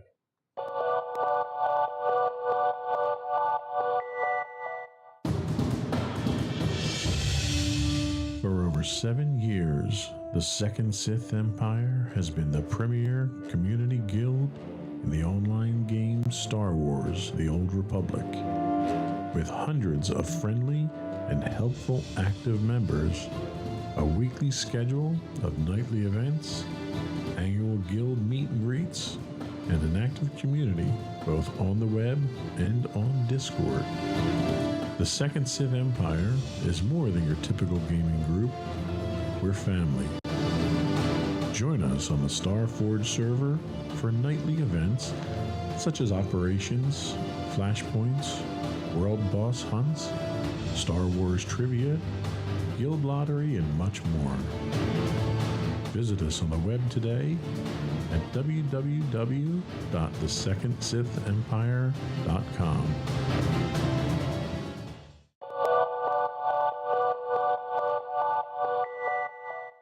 Welcome back to Insights into Entertainment. We are talking Disney and things. Star Wars mostly, but everyone starts out in Disney at some point. Yeah, right? the large looming shadow of the mouse. So 10 years in, since they've owned it, and we're talking about where they came with it. And the other person who seems to be the man of the hour with resurrecting Star Wars and keeping it going is Jon Favreau, who started out with Disney back in 2008, directing Iron Man and portraying Happy Hogan in Iron Man. And he had a rather storied career with Marvel, what are your candid thoughts on Jon Favreau? Yeah, I looked ahead at the notes and I saw that we were going to talk about Jon Favreau. I'm not a big Jon Favreau guy. I don't think he's that talented of a director. I think he's, I use the phrase Disney hack off air, maybe. But I like Iron Man, the first one. He also did a movie called Chef. That's pretty good. He stars and directed that. Those movies are good. I don't know. You look at, we have the list here. Iron Man 2, no one likes that movie. Jungle Book, the 2016 remake, The Lion King 2019 remake. Both of those movies just felt like such corporate kind of cash grabs, especially Lion King, because the live action remakes that were 99% CGI. Oh yeah, well yeah, that's a whole nother. They're not live action. They're just not. They're animated. Okay, just because it looks like a real lion, which it doesn't make it live action. They didn't cast a lion. It doesn't matter. The Lion King especially was a personal offense to me because I'm a big fan of the original movie, and the new one was just so. I didn't watch it, so you can disregard my opinion if you like. But it's just so soulless, And I think it's the epitome of Disney as a corporate machine, and I think Jon Favreau is on the front of that face of that. Because they didn't have the songs in it. That's why they only have 4 of the songs, and they redid them, and they were awful. Anyway, I'm sure Jon Favreau. He made his money. He's a very successful guy, and I'm happy for him for that. Happy, I get it. Yeah. So what about producing? So producing, he did pretty much everything with Marvel so far. He's been involved with Avengers, Iron Man, Infinity War, Endgame, Age of Ultron. Do you think that his hand with Marvel has been worthwhile? Has he contributed to it? Has he detracted from it? They keep him in it, so he must be doing something right. Yeah, I think in a lot of ways he's similar to Filoni, where if you look at a lot of behind-the-scenes stuff, and, it's all manufactured, so take it with a grain of salt anyway, but Favreau seems like he is a fan of the Marvel source material, and when he gets to stuff with Star Wars, he seems like he's a fan of that source material too. And even if he is, the corporate shill I make him out to be, even if he's don't hold back. Tell us how you really feel. Even if he's a little bit of a fan, that's going to translate at some point. He's not someone that's totally unfamiliar with these properties, coming in trying to shoehorn it into whatever story he wants to tell. He respects the source material, and he has also, he's found a way to adapt it to a whole new audience. So there's credit there. So as a fan, he did participate in Clone Wars as the voice of Pre Vizsla. Yeah, which actually he told an interesting story about this. He was on set doing some post work for Iron Man 2 at the time, and was invited to come in and do the voice for him. And all of a sudden, he adopts that persona, moving forward in the shows. Then they bring him back in for Mandalorian. Now, everyone kind of really got juiced about Jon Favreau because of what he did with Mandalorian. What are your thoughts on? Obviously, you're not a huge fan of his Marvel work or his other Disney movie work. How is he done with Star Wars? I'm a big fan of Mandalorian. I talked about that last week. It's I think it's the best modern Star Wars thing to come out of this whole, the acquisition and everything. I think it's the most promising thing going forward of what we can do with this universe. And it's, Favreau's been a big part of that. And, I give him a ton of credit for that, because it's kind of like what he did with Iron Man, where, this is the guy for this universe going forward. And we're going to center things around him and have that property be the thing. And I think Favreau's good at that. And I think he did it again with Star Wars. So now, did you ever get a chance to watch the Disney Gallery documentary on the Mandalorian? I did not. That's worth watching, because he hosts it and he kind of does all the interviews with all the other directors. Because remember, Mandalorian Season 1 was directed by 5 different directors. Yeah. So it wasn't him directing everything. He was really the showrunner for it more than anything. Okay, so I was thinking of something else. I did watch a couple of these. I didn't watch all of them, but I did watch a couple of these episodes. Because I remember that's where you get a lot of the cool behind-the-scenes stuff that I... Yeah. So those were fun to watch, especially hearing the Filoni one. I remember being really good, because he talks about you get, he's just a fan. So it's 2 fans just talking about Star Wars. Yeah. But yeah, I do remember those now. And I have to say, that's probably where the magic really happens, is each of these guys alone bring an element that's contributory towards the success. But I think the 2 of these guys together as a team are what really have made this what it is. Filoni kind of had this early on when he had that mentor-mentee relationship with Lucas, and he was kind of like the Junior George type thing.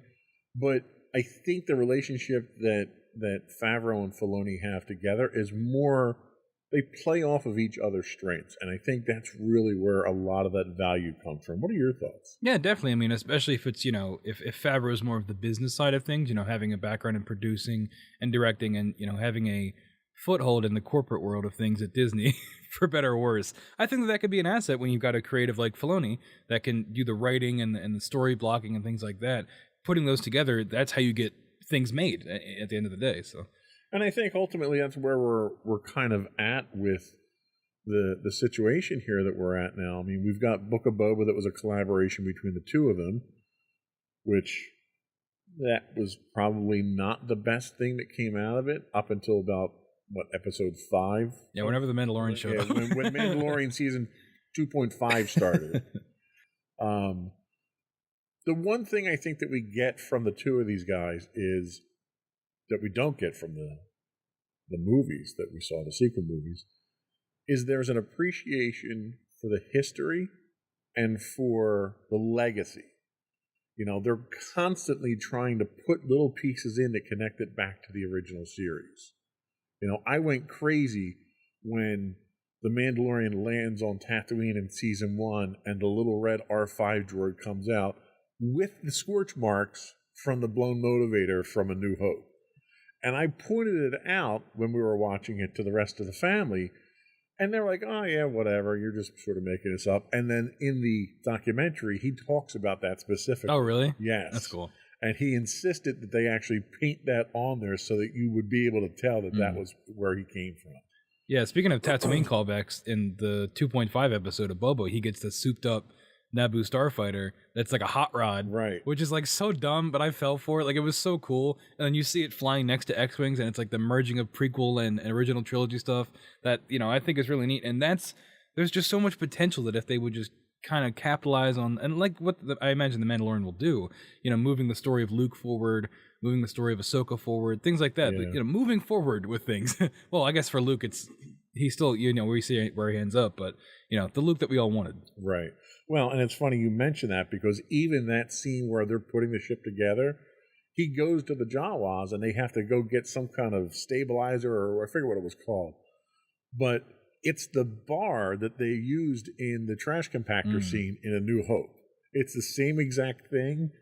And they did that just so you had that visual reference to the original trilogy. And it's like, the fact that they go out of their way to do stuff like that, I think, to me, shows their appreciation for it, but it's that little bit of fan service. I do think you can go too far with that. That's how you get a Solo, where it's like the dice. I agree. But, at least that the people doing it in Mandalorian actually care, because you see the behind-the-scenes stuff, and, it's not like as in your face. If it's subtle. Yeah. If it's subtle and it's there to provide accent to the scene or context to where you are or something like that, And it can make the universe feel more connected, I guess. Too. Exactly. Yeah. When you do something like a Solo, or even what J.J. Abrams did, as much as I want to say that Force Awakens was the best of the sequel trilogies, it still wasn't a very good movie, and it was really there for fan service, just for fan service, for the sake of fan service. Yeah, it was basically a remake of A New Hope. And they even make fun of it, Like, in the movie, they're making fun of, oh, there's got to be a way to blow it up. There's always a way to blow it up. Like, lines like that are kind of, it's that slap in the face that where you're going over the top. Yeah. All right, so I got a giant Death Star with a big laser. Oh, well, this is what the original Death Star looked like, and this is so it's a bigger Death Star. Okay. Yeah. So it's like, that was too much. Seeing an R2 or an R5 droid that I recognized and thought, wow, that would be awesome if it was the one from A New Hope, and it turned out to be the one from A New Hope. Yeah. There wasn't a plot, line around it. There wasn't a twist to it. There wasn't dialogue around it or anything. It was just there. We didn't get a 6-episode miniseries about the droid dealing with... Right. The droid didn't get his own series like everyone else seemed to get. Coping with the blow motivator. So, anyway, but I think the bottom line here is that while they each bring their own to the equation here, I think the two of them together is really where that that creativity is benefiting the franchise. Yep, absolutely. So we're going to take a second break here. We'll come right back, and we're going to talk about the future of Star Wars.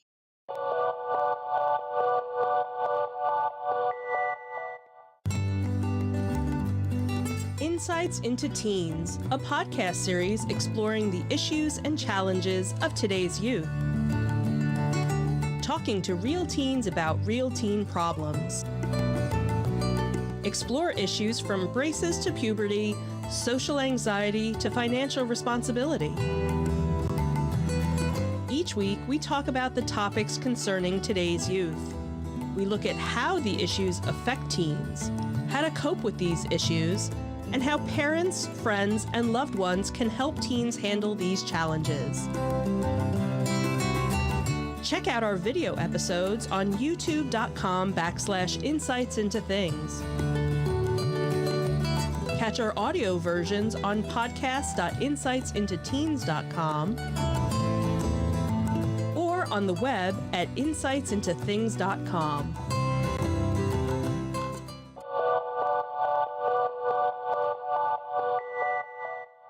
So the future of Star Wars under Disney.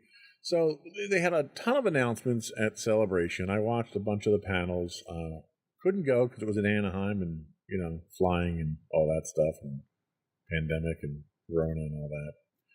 But I found when we were down at Orlando, it was better to watch it on YouTube anyway because you can't get close to the stage for anything. So they announced a bunch of things, and some of these we already knew were coming out. So the first one that we have to talk about here is Star Wars Rogue Squadron, which was announced back in December of 2020. It was going to be a Patty Jenkins movie. Then she was on again, off again, on again. She's got Wonder Woman that she's working on, a whole kind of thing. And it almost smelled a lot like Solo, where we're having problems keeping directors again for some reason. Rogue Squadron still scheduled for a 2023 theatrical release, but it's not clear if they're going to keep that, especially with Taika Waititi's film moving forward that we'll talk about in a little bit. Do we need a Rogue Squadron film? No, I think my thesis for this part is I talked about it last week, but I've kind of fallen off the movies and TV shows, and I think this is like the peak of that. No, we don't need a Rogue Squadron. If you're going to do it, it should have already came out, and it should have ripped off Top Gun. People would have been way more invested if that's what they did. If I had to guess, I'd say they're probably going to make it a TV show now, because what was it, Kathleen Kennedy? They said they're moving away from movies and they're moving into television? That was, yeah... They did, but they did because they announced a whole bunch of movies at Celebration. Oh, okay. Yeah, I didn't check any of that stuff out. But no, I don't think we need that. I never was really into the whole Rogue Squadron thing. I never was really into the games because they were, flying games. And I was never into them. They had the new Squadrons game that was fun. Very complicated though. And again, it's just I don't know the flying thing as a topic never really interested me. It was a great series of novels. I have to say I did enjoy the novels themselves. And they had a Rogue Squadron video game that came out in the, I want to say, 90s or so, somewhere in that time. But none of the storylines from those books or that game is going to be included in this from what they said. Awesome. So it's going to be something completely new. So next we have a movie that's to be determined. It's a standalone movie from director J.D. Dillard, who did the 2016 sci-fi hit Slight. No details about this. The fact that he got his own movie, because apparently everyone's getting a Star Wars movie now. Not only do you get an offshoot of a series if you're a character, you get your own movie if you're a director and apply for it at this point. I don't know. Yeah, I'm sure our letter's in the mail. Yeah. I'm waiting for our invitation to come do our own. Because the next one that we have to talk about is another one that's to be determined, and that's a Kevin. How do you pronounce his name? I was looking up J.D. Dillard. Kevin Feige. Feige. Okay. So Kevin Feige is also getting his own standalone movie. Okay, people were jazzed about that. He's the Marvel guy, so he's the Marvel guy. I mean, he is. He's like, again, we talked about it off air, but you don't want to point fingers at one person for everything wrong or everything right with a franchise. But Kevin Feige seems like he's the one that is like he steps in and he says, "Hey, let's do this to make the MCU a cohesive universe." And it's weird they're giving him only one movie, but Well, and that's the thing. Like, he's not. Why is he? Has he directed before? I don't know. If he's the Marvel guy, why is he doing a Star Wars? Okay, it's Disney. They own everybody. Let me look up Kevin Feige and see if he's directed. That could be interesting, though, if he, does it right. I don't know. Did they give any information on what it could be about? No, there aren't a lot of details or any details at all. They talk about him being the man who built the Marvel Cinematic Universe. Yeah. There was a 2020 conversation in The Hollywood Reporter from Joe Russo, the Endgame director, where he talked about Star Wars in Kevin's debut, and he thinks he's going to do great at it, blah, blah, blah. It's mostly producer credits on his IMDb, but there's so many of them that I'm having trouble finding anything else. There's 67 of them, and I can't figure out how to sort. So, maybe, he did his time at Marvel. Maybe he wants a shot at directing a Star Wars film, and that's why it's a standalone movie. We're like, hey, here you go, buddy. Well, that's the only thing that I could think. Michael Waldron's being tasked to write the script of the film. They did announce that. Deadline announced that in January of 2021. Oh, Loki executive producer. Okay, sure. Yeah, I mean, it's a lot of producers doing things that aren't producing makes me kind of nervous. Yeah, and kind of they're moving down the food chain. Usually you move up to the producer role in the food chain, don't you? Yeah, but directors get more critical acclaim, so I guess, yeah. If they're good. And that brings us to another to be announced movie that they're looking to do. So this kind of all plays into that whole theme of Kathleen Kennedy, where Star Wars is moving away from movies. They've got a bunch of movies they want to do. They just don't know, or they're not releasing information. Now, we already know that Taika Waititi was confirmed to be making his own movie here. He was already out during Celebration. He was out scouting locations and filming. It's slated for a late 2023 release. I don't know if I want Taika Waititi doing a Star Wars film. Now, he did get a Star Wars episode. He did get an episode of Mandalorian, which he did great with that. Yeah. But I'm terrified that we're going to get a Thor comedy version of a Star Wars movie, and I don't know if that's going to go over very well. I mean, I'm more open to the idea just because I think Thor Ragnarok was good because it made Thor more interesting and it made the universe more interesting by not taking it as seriously. But also, it helped that every other Thor movie sucked, though. That did help. Yeah, it's hard. It's a low bar. I have not seen the new Thor movie, which he also directed, so I'm not sure if that quality's still there. It didn't get very high ratings. I saw that. I try not to read that stuff, but it's everywhere. So, yeah. I don't know. I think Taika's a pretty talented guy. I don't know. I think if they did something where it's not, like a main character that we know, if he kind of got like his own thing that's a little more quirky, maybe that would go over well. Or just fully commit, make a Star Wars comedy on Disney Plus. We've never seen that except for like droids. Droids. Yeah. I don't know. I think that could be interesting. That's what I've been saying. Let Star Wars do whatever it wants. Take away the restrictions and make something weird. And if you throw everything at the wall, which it seems like they're doing anyway. Visions is. Visions is everything weird. True, but make a comedy. Well, and they did with Visions. There was elements of comedy in some of the Visions episodes too, which is fine because it's its own self-contained little box there, and it doesn't break the rest of the universe.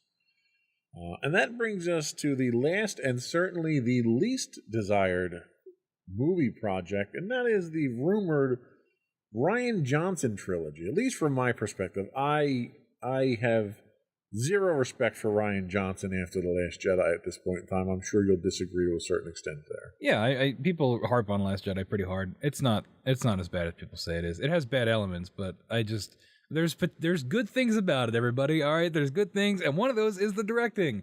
The writing is not great, but there are great shots in it. There's great direction.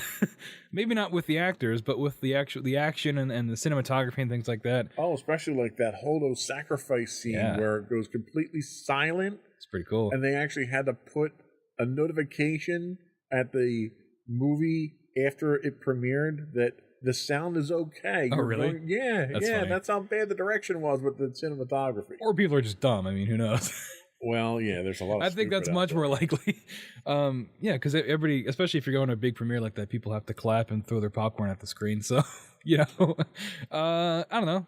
It could be all right. I don't think it's actually going to happen, though, because I think people are way too turned against Rian Johnson for them. Like, he's like corporate, like, he's like a bad apple, I don't think they give him another chance. Well, and I think that's a reputation it's well earned after Last Jedi. Well, the same thing happened with the guys from Game of Thrones. One of them, right? Benioff or Weiss, one of them was supposed to get a trilogy. And then the final season of Game of Thrones came out and everybody hated them. And they were like, well, we're just going to scrap that. Well, and then they're coming out with the offshoot, the spin-off. House of Dragons, something like that. But anyway, that kind of concludes what we're looking at. We have a whole bunch of rumored movies that we have no real detail. Yeah, that's like way less information than I thought there was going to be. Like, not like plot, like, they do the Marvel thing where it's like She-Hulk 2023, Thing 2, And the setup here is that they're focusing on streaming. Yep. Because they have to keep people paying for streaming to get their money. Because that's guaranteed money as opposed to releasing something in theaters. Absolutely. So streaming, it's ridiculous how many projects they have for streaming. And I'm not going to watch any of them. They need to come out with another network to stream all this stuff on. So you've got Andor, right? So you're going to get Diego Luna coming back as Cassian Andor. That one's already set. They've got a release date for that for August 31st. We know we're getting that. Do we need that? No, nope, we don't. Anytime you ask that, the answer is almost always going to be no. Yeah, no. I forgot this second show we're going to talk about. I might actually watch, so I might have to retract my earlier statement. Yeah, but just so you can disagree with me, right? Well, no, I have my reasons for this second show, but no, Andor does not need to be a thing. I mean, it could be. And here's the thing: we talked about this last week. It doesn't all have to be like important to the lore. It can just be an interesting story. If Andor turns out to be like a gritty war spy thing. I don't think it will be, but if it was, and like they actually raise some questions that haven't been talked about in Star Wars before, like the more interesting parts of Rogue One, that could be something worth your time. I don't think it's going to be that. and rumor has it that they're going to be doing that. They're supposed to be depicting the origins of the rebellion, and the rebel cause, and They keep referring back to the one scene about he's been in this since he was 7 years old or whatever it was. Since I was 6 years old. So it was really 7. It was Time is hard to keep track of. Space time. But it's supposed to kind of go into that, what he sacrificed and what these other people sacrificed, and how like Mon Mothma had this idealistic idea that she could change things from within the organization, and she comes to the realization that so there's a lot of drama, There's a lot of that drama that they're trying to establish with this. Whether or not they pull it off or not, I don't know. We'll have to find out. I just hope they commit. I hope they don't shy away. Like that, what you just pitched me sounds great. That sounds like that could be really interesting and deep, and really great character drama. I don't have faith in them to do that. It's not disputes over trade lanes. Yeah, sure, yeah. So then the next one that you'll argue with me on is Ahsoka. And I'm actually excited about Ahsoka. We got like the whole Rebels cast coming back. We do. And what I like about Ahsoka is the character's finally interesting to me. Yeah. She's matured. She's not this annoying little kid anymore. Yeah, I'll use that word. But she's mature. She's a wizened Jedi at this point. Not a Jedi. I don't know what the hell she is. She's a gray Jedi. They let her keep the lightsabers. Yeah, so. But they're white now. So yeah, it's pretty cool, huh? But I think the time period that we're seeing here needs to be explored, and I think it's a great opportunity. And this is after Return of the Jedi? This is set in the same time period as Mandalorian, which is 10 years, 15 years after, or 5 years after Return of the Jedi. Okay. Yeah, because like I like Ahsoka, obviously. I also keep forgetting the show's going to happen. But also they've announced like all these Rebels characters are coming back. And Ahsoka's appearance in Mandalorian, she's looking for Ezra. She wants to know where Thrawn is. And like that's the stuff that like interests me. Because Thrawn's cool. Yeah. And like if we get an adult Ezra who's like, again, not super annoying, because he was as annoying as she was at that age. Except he was the whole show. I should have mentioned that when I talked about Rebels. Ezra, the main character, is the worst part of the show, and he never stops being the worst part of the show. He's insufferable. He gets like 3 good moments, but I'm really looking forward to that, and I'm curious how that's going to translate to live action, because everybody always harps on the translation from animation to live action. And the real answer is because it's not meant to be that. It's not supposed to happen. But like imagine Zeb, who's the big furry dude, like in live action, he's gonna look like a monster. So I don't know what any of that's gonna look like. But yeah, I will probably watch that show. And that's it. That and Mandalorian. All right, so we got you hooked on that. And then we've got Mandalorian Season 3 coming in with the big mistake, I think, is they're bringing Baby Yoda back in, which... They had to. You didn't have to. You didn't. You absolutely didn't. Everyone accepted the fact that Baby Yoda went off to train with Luke. He's back. Right. And they killed that in Mandalorian Season 2.5, otherwise known as the Book of Everyone But Boba. But like right away, which is we talked about this last week. Stupid. So stupid that they did that. They should have done. I'm not saying a whole season without Baby Yoda because I'm not a big Baby Yoda guy. I can't stand the kid. But you don't like any young people in the because it's so.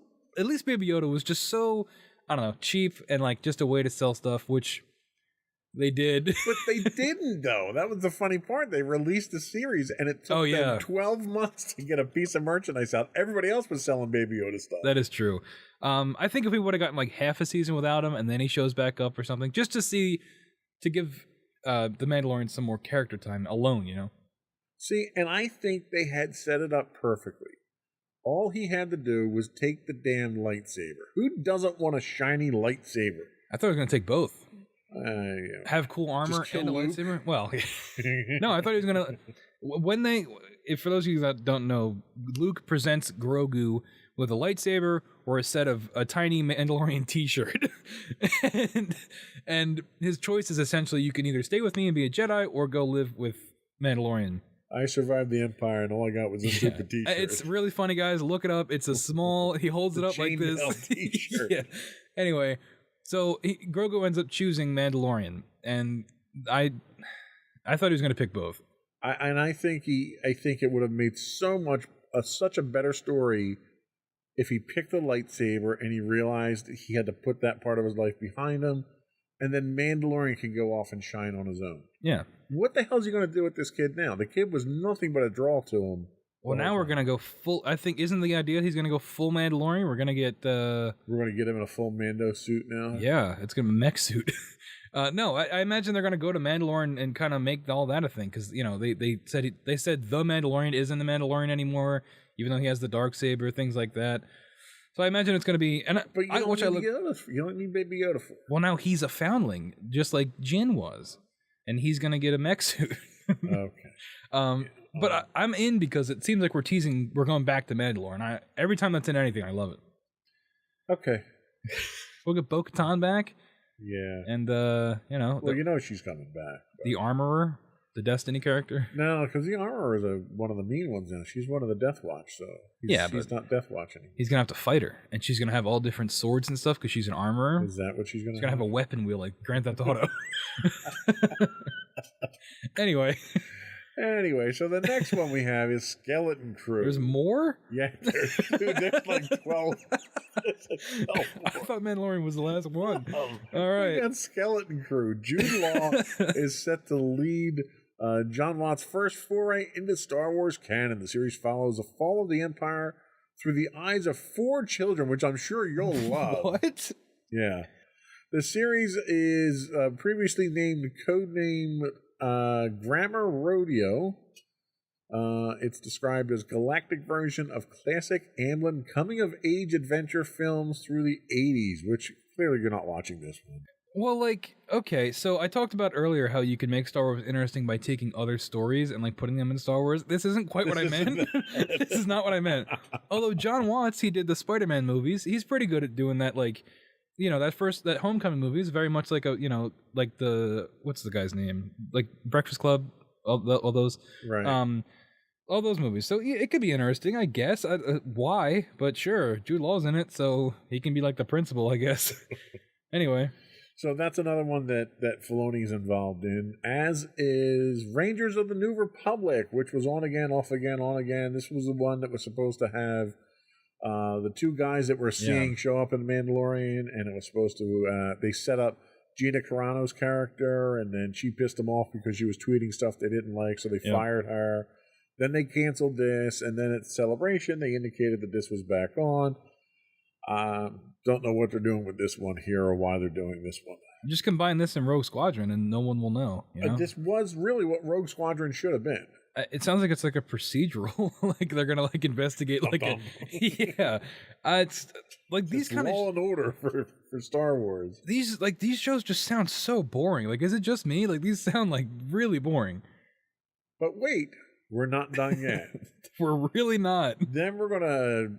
Don't know if we're getting Donald Glover for it or not, but we're coming out with a Lando series, which if you don't have Donald Glover, or Billy D, it's not going to be a Lando series. Well, this was announced back when like Solo came out, right? Yeah, but they talked about it again. This is all just to keep the shareholders happy. None of this is ever coming out. Well, and that's the problem. It's like, it's almost like, well, let's throw all this stuff against the wall and see what sticks.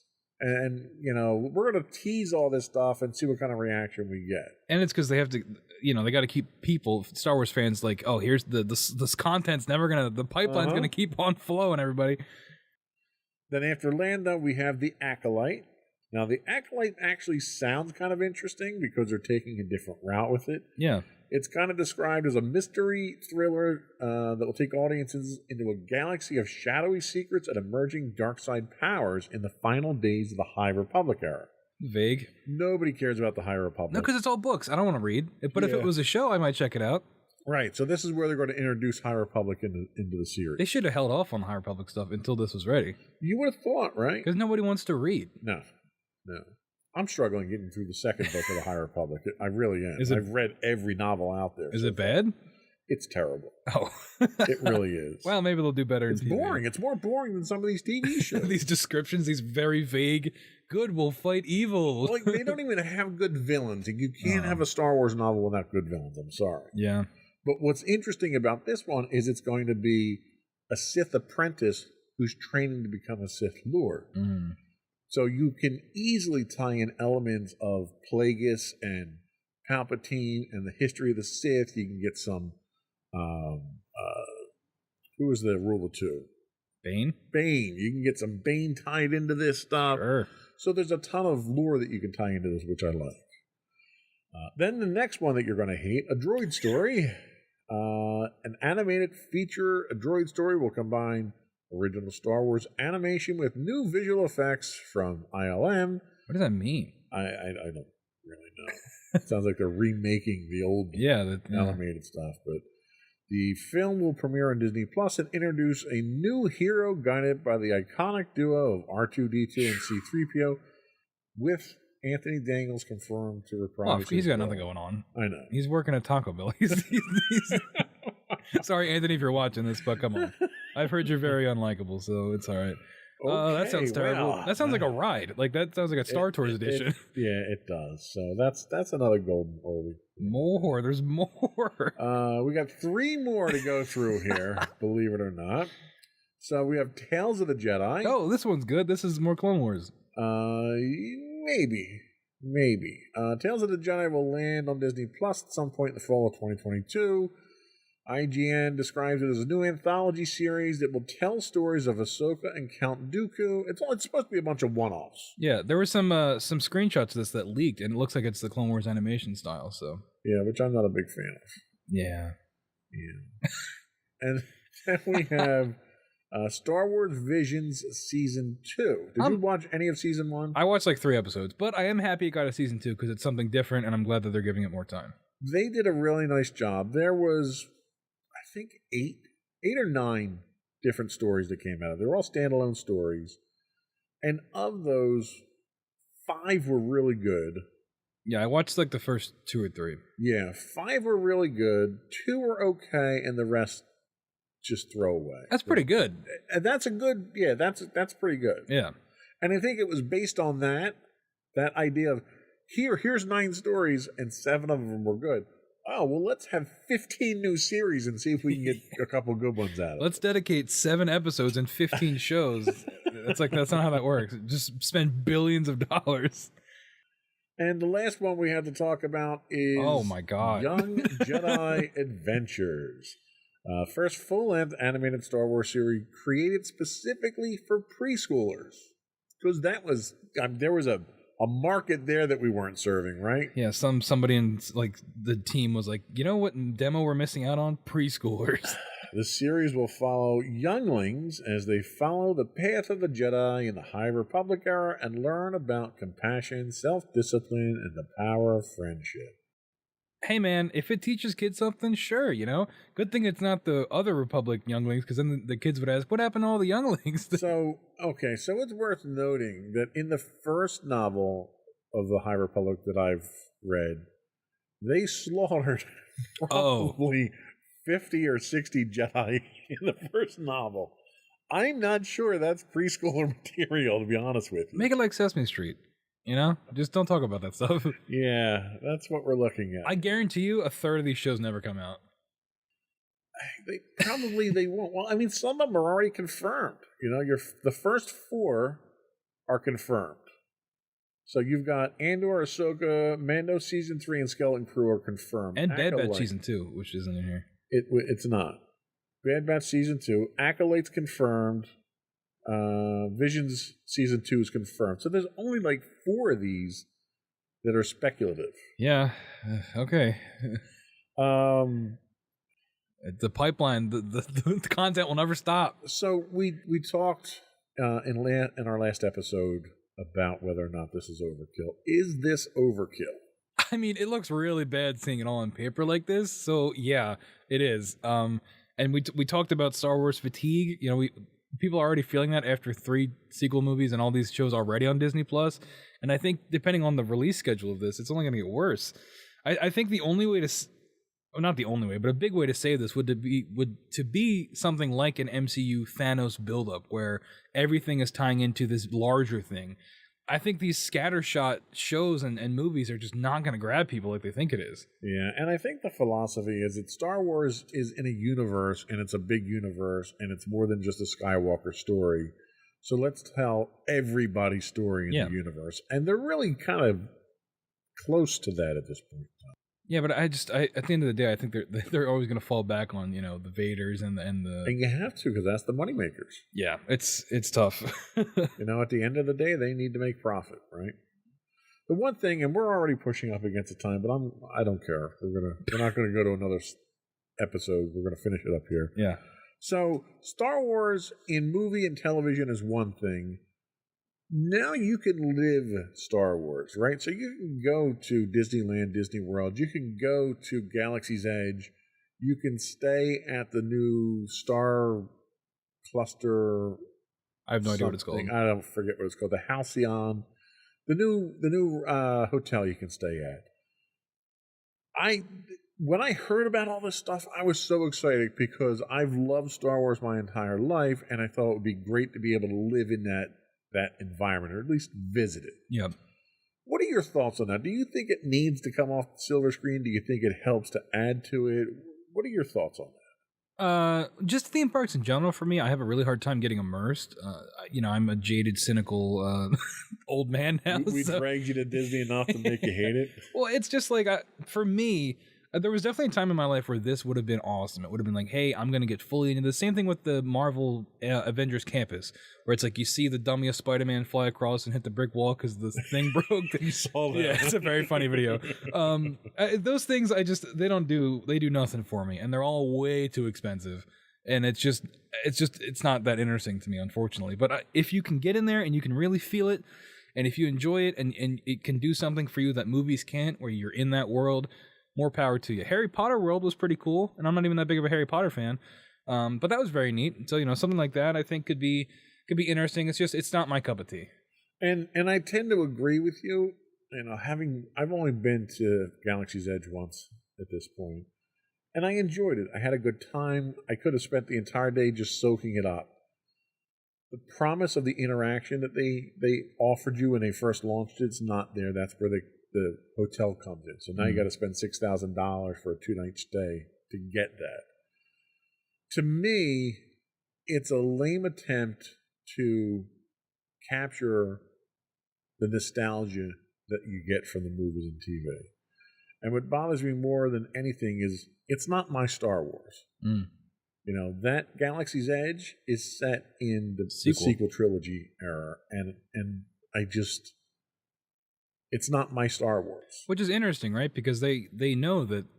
I feel like they have to know that most people don't like the sequel trilogy, or at least the people that are going to spend $6,000 for a 2-night stay. So why would you not? I think if they made an original trilogy themed area, maybe they're saving that for other parks. You get a prequel one, you get an original trilogy one. I don't know, but I think it's a strange. I don't know. Maybe they decided to double down, right? If we make a hotel, maybe it'll convince people to like these movies more. It's really hard for me to go to a Star Wars land and know I'm not going to see Darth Vader. Yeah. It's just, he's Star Wars, and he's not there. That is very strange. And it just seems very cheap, and it's a money grab to me. So yeah, I mean, that's the theme of the sequel trilogy. What's the one drink cost at the hotel? Oh, the Kai Burr Crystal, the $5,000 drink. Yeah, which is just, it's insulting. The fact that you're asking me to spend $6,000 to stay in a room smaller than our studio here, for 2 nights, it's insulting. Like, I have the money. I could go there today and book that and stay there and not blink an eye at it. I refuse to spend that kind of money because of how insulting they are. Yeah, and they're counting on the Star Wars fan that has the money like yourself, but that doesn't have the free will, the free will in their brain to say, wait a minute, they're just bleeding me dry. They don't care about me. Yeah. They just yeah. Well, and we're going there again in August. And I'm going to spend a lot of money there. I'm going to come back with a boatload of merchandise that I don't need. Do you have a good time though? Do you enjoy it? And that's the idea. I'm going to, I don't know, in August I might not enjoy it so much. In Florida. But yeah, I mean, and that's really all that matters. It's disappointing that it's that money grab. That's all. It's okay to fuel these corporate monopolies as long as you're having a good time. As long as you don't think about it. Thank you so much for helping me justify it. As long as you have that dopamine hit when you buy a new figure or something, it's okay. Just spend money and don't think about it. Thank you. I feel so much better now. That'll change my life now. Thank you. Use your Twitch Prime sub to subscribe to this if you have it. Oh, so I think that's all we had. I think we beat this topic to death. Yeah. Today with our second episode. Before we do go, though, I would want to just once again invite you to subscribe to the podcast. You can get audio versions of this podcast listed as Insights into Entertainment. Video and audio of all of the network's podcasts can be found listed as Insights into Things. You can find us on Pandora, Castro, Stitcher, Podbean, Buzzsprout, any place you can get a podcast. Write in, give us your feedback. Tell us what you'd like us to talk about.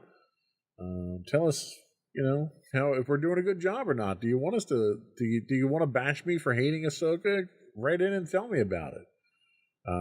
You can email us at comments@insightsintothings.com. We do stream on Twitch 5 days a week at twitch.tv/insightsintothings. If you are an Amazon Prime subscriber, you get a free monthly Twitch subscription, and we'd appreciate you throwing that our way. You can also find high-res versions of all of our videos on YouTube at youtube.com/insightsintothings, or you can find links to all those and more on our official website at www.insightsintothings.com. You had something else? Yes, I would like to issue a challenge to everybody out there. What's the best metric? Twitch follows or subs for us? If we get 10 Twitch subs by the time Andor comes out, I will watch it and we'll do a review on this program. Wow. That's a challenge for all you people out there. That is bold. I will abandon my principles for 10 Twitch subs. That's not even that much money. You can do it, everybody. Good to know you got a price. But yes, if August 31st is when the first episode comes out, if we have 10 Twitch subs by then, we will be doing a full review of Andor. All right, you heard it here first, folks. That's all we have for today. Another one in the books. Bye-bye. Bye.